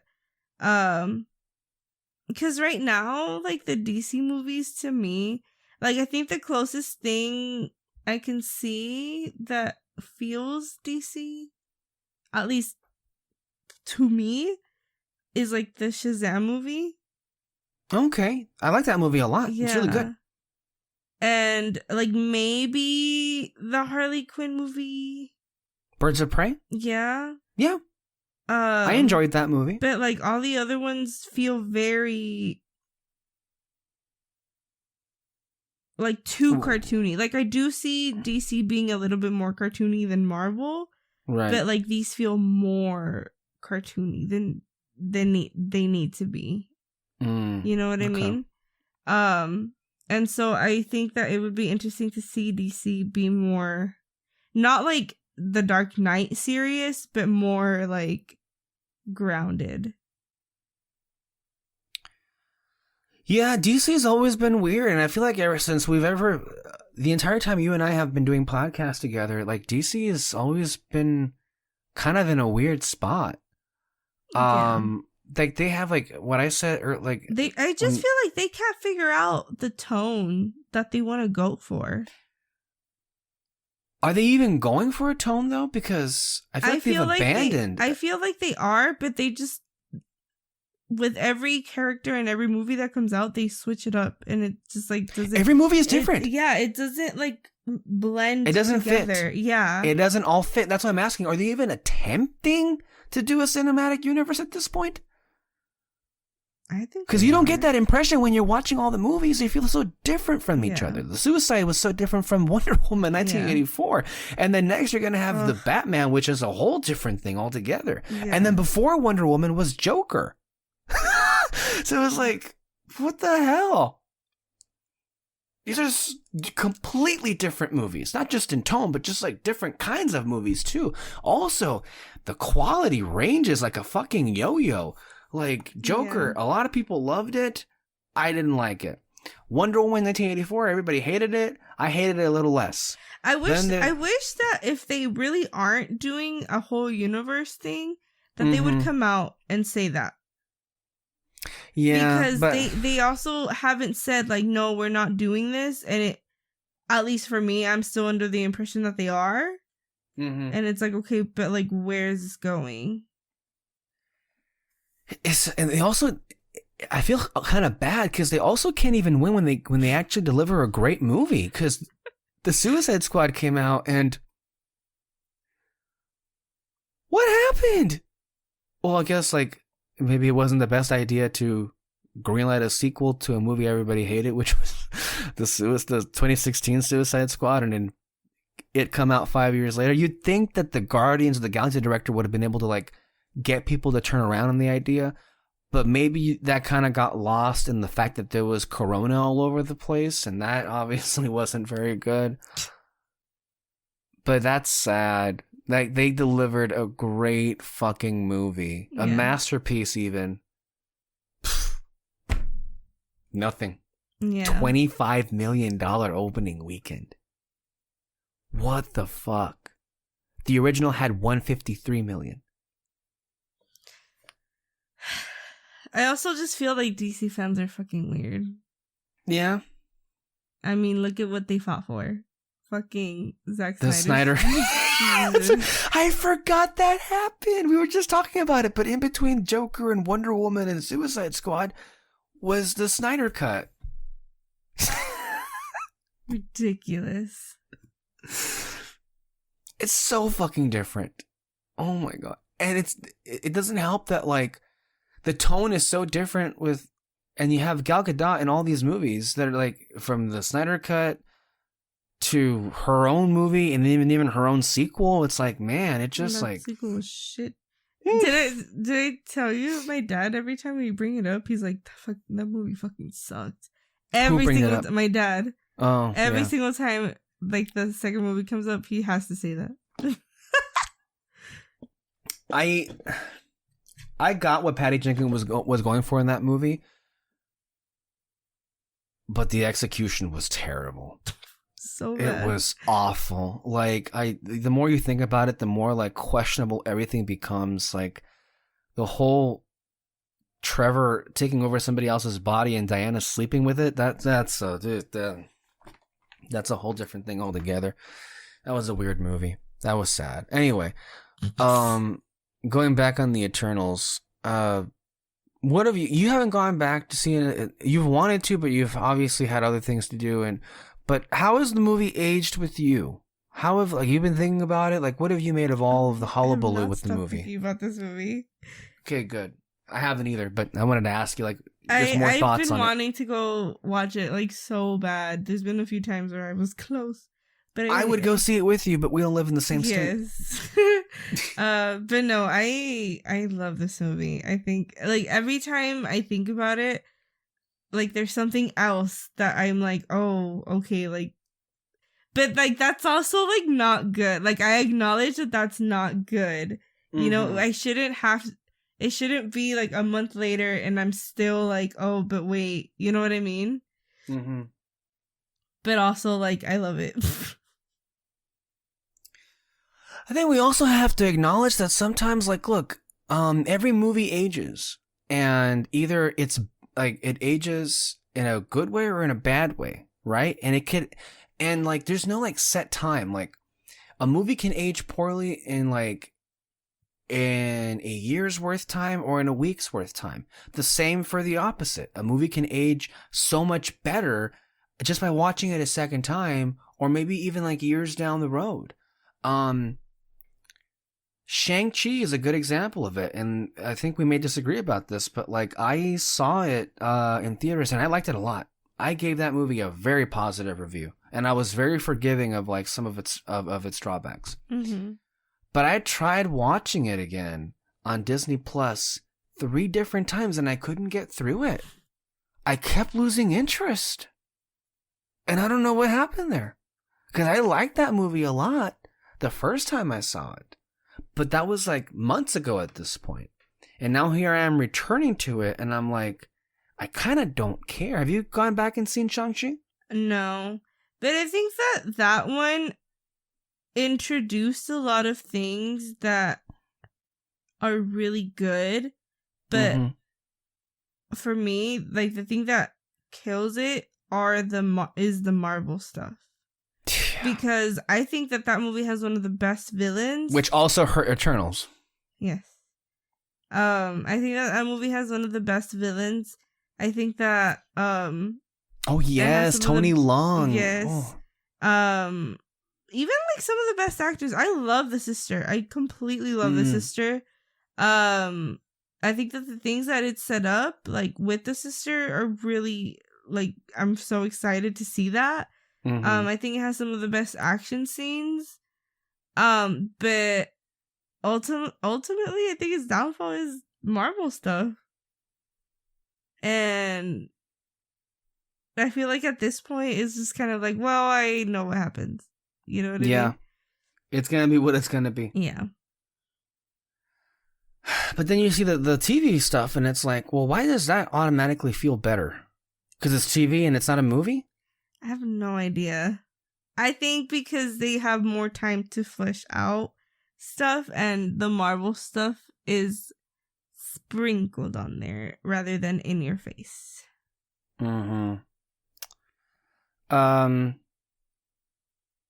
Last thing on Eternals here. You know, it's been no secret that a big part of the love for Eternals has definitely been the love for Druig. And it's been pretty funny to see how that's unfolded in the last couple of weeks.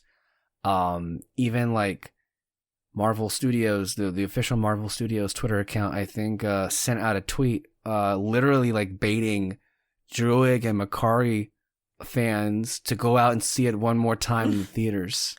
Like, they're actually using that as marketing to get people to see the movie again, which I think that speaks about how highly of those two characters and the impact that they made with such limited screen time. I would even add.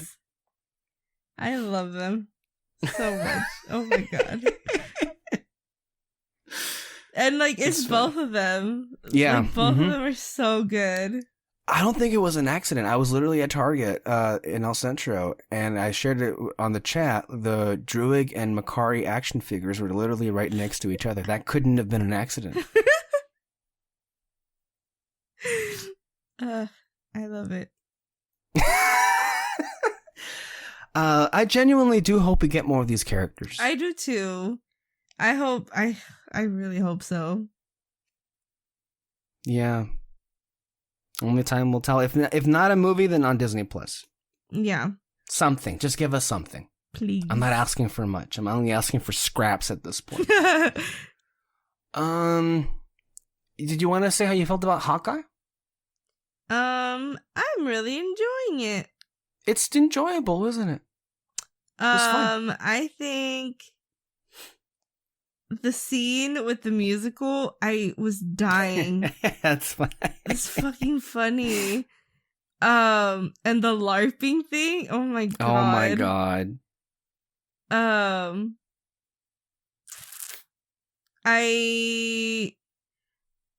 I'm very interested to see if they do something else. Hopefully they do, and hopefully it's not just that one scene, but like how him and how he's dealing with the whole Nat thing evolves. Yeah, they better. I'm and super interested in seeing that. Yeah. Which I think they will, just because I feel like all these shows have had something that each character has had to deal with. Yeah. In regards to Endgame, so that's cool. Kate Bishop, I think, is great. She's amazing. I love Haley Steinfeld. She's a great actor. She's just a great actor. And her and the dynamic that she has with Renner is great. Yeah. That's what the show is, really, at the end of the day. And they're selling it. Yeah. They're selling it hard. Yeah. That I was we were talking about it earlier today, David and I was kind of like low-key cracking up all over again when we were recapping the events at the end of episode 2, where she just literally falls through the roof with a big thud, and then you just see the look on Hawkeye's face like what? Okay.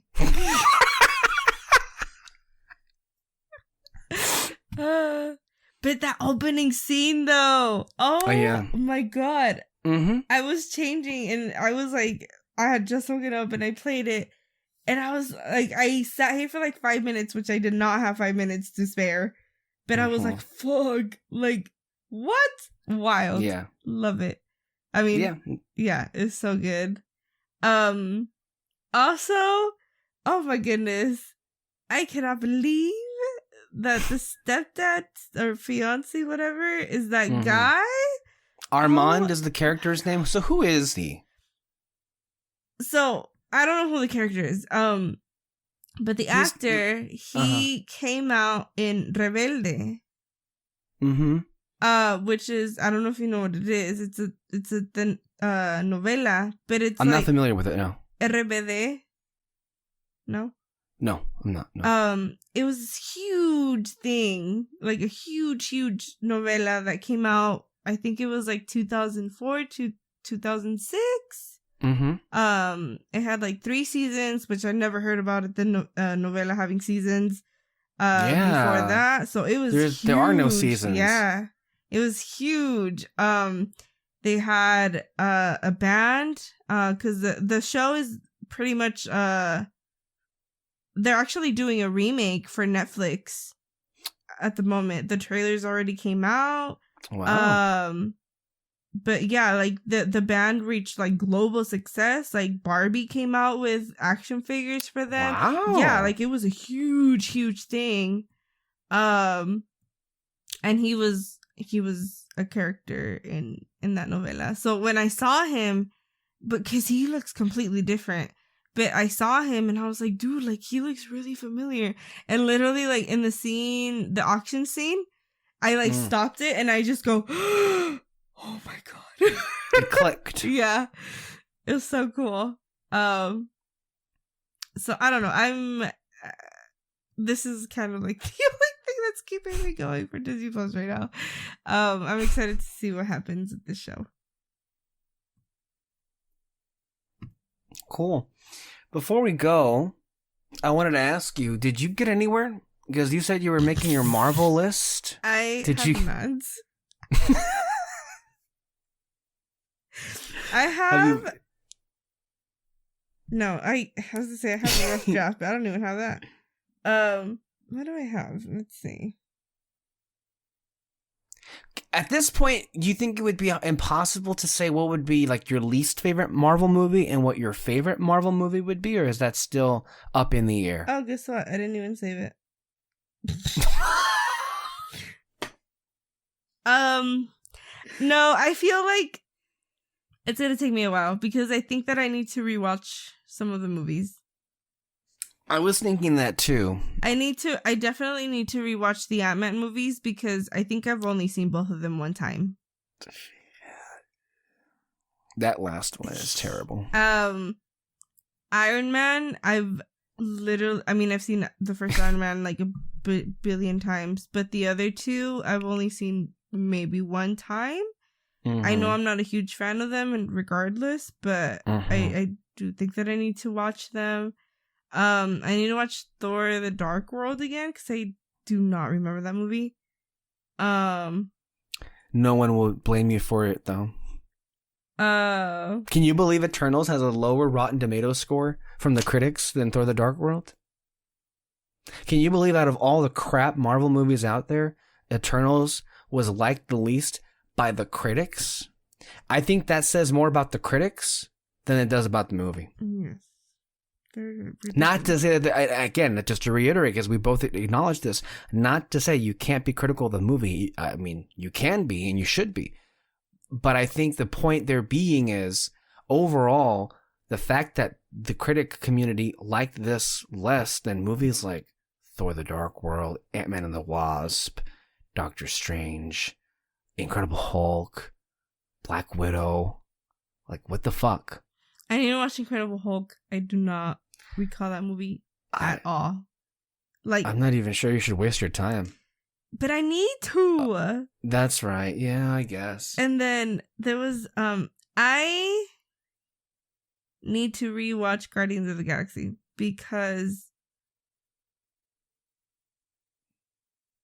although I think I remember the first Guardians movie. I really like that one. But the second one, I don't think I like that movie very much.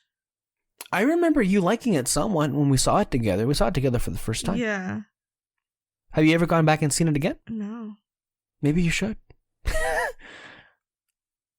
So yeah, there's a lot of things that And Kyle and Peter have that as their number one. I know. That's why I'm like, I don't think I like this as much as they do. Clearly. But yeah, it's gonna be a while. Of course. I mean, I'd expect nothing less. There's always something wild with all these different lists, especially since we can't all agree on what all goes into the list, because there seems to be a discrepancy with that. So you didn't at all listen to the last podcast you mentioned.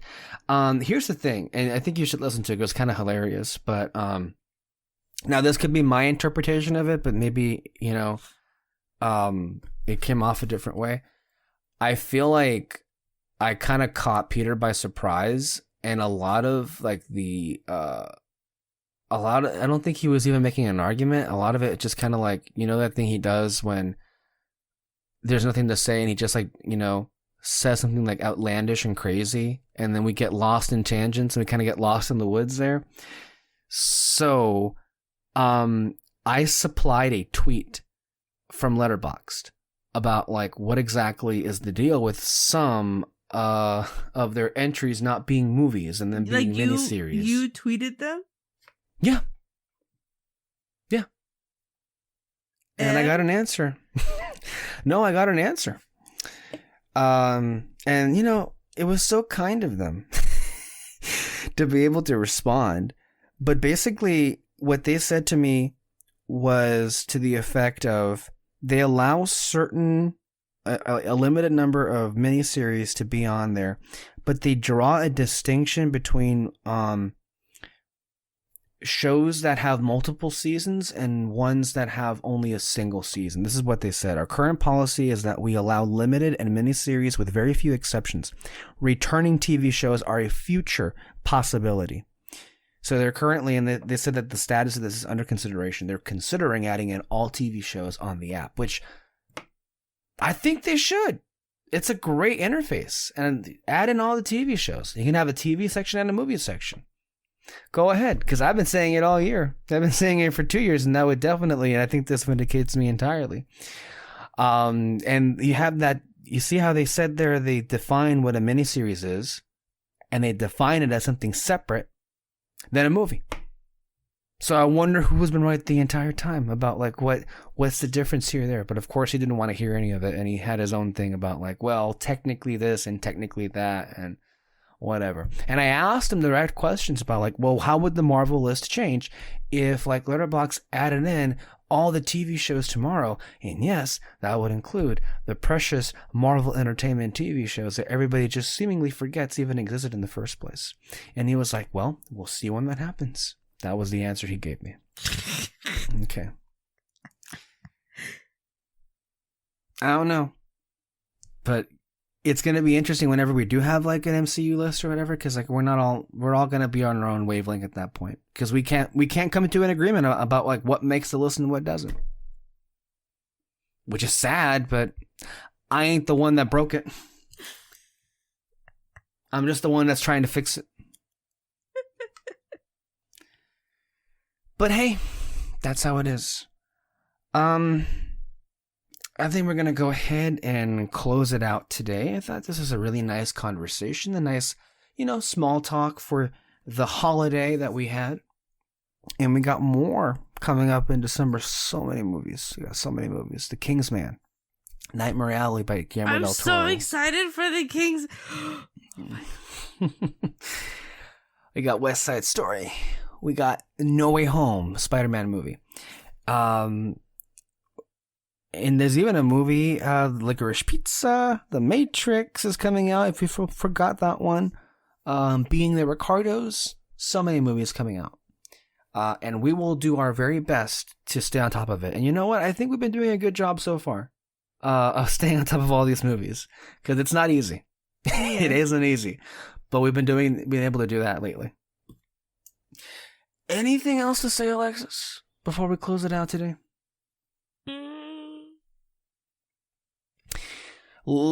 Subscribe and catch the Fantasy Fair podcast, of which Alexys is in every single time that they're on. Kyle and Alexys, they just had a couple of episodes talking about the Disney Plus Day announcements in greater detail, as well as her recent trip to the House of Mouse in California. And of course, Muppets, the Wizard of Oz and Haunted Mansion, and other Muppets to come in the future. Anything planned for December that you've discussed? I think no. For now, it's just the Christmas Carol, the Muppet one. Oh, the Nightmare Before Christmas. You guys are thinking about doing a commentary on that one? Oh yeah.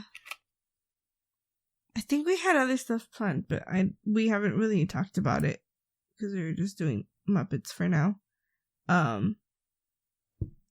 But we'll see what happens. I'm almost done with school, so hopefully we get to do more stuff.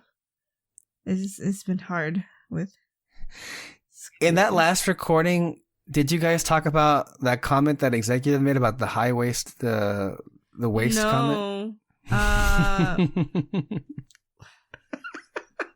Oh, I think we did. I think we mentioned it, but I don't think we fully discussed it. Okay. Because that was so ridiculous. So bad. Yeah. It's an interesting time for Disney, that's for sure. But you can catch it all that, and as they document it on the Fantasy Fair podcast, every time they have a podcast, on Mondays or Fridays. And you can catch us every single Sunday and sometimes on Thursdays with the Hawkeye recaps and more to come. Until then, stay under our spotlight and we'll see you next time. Bye-bye.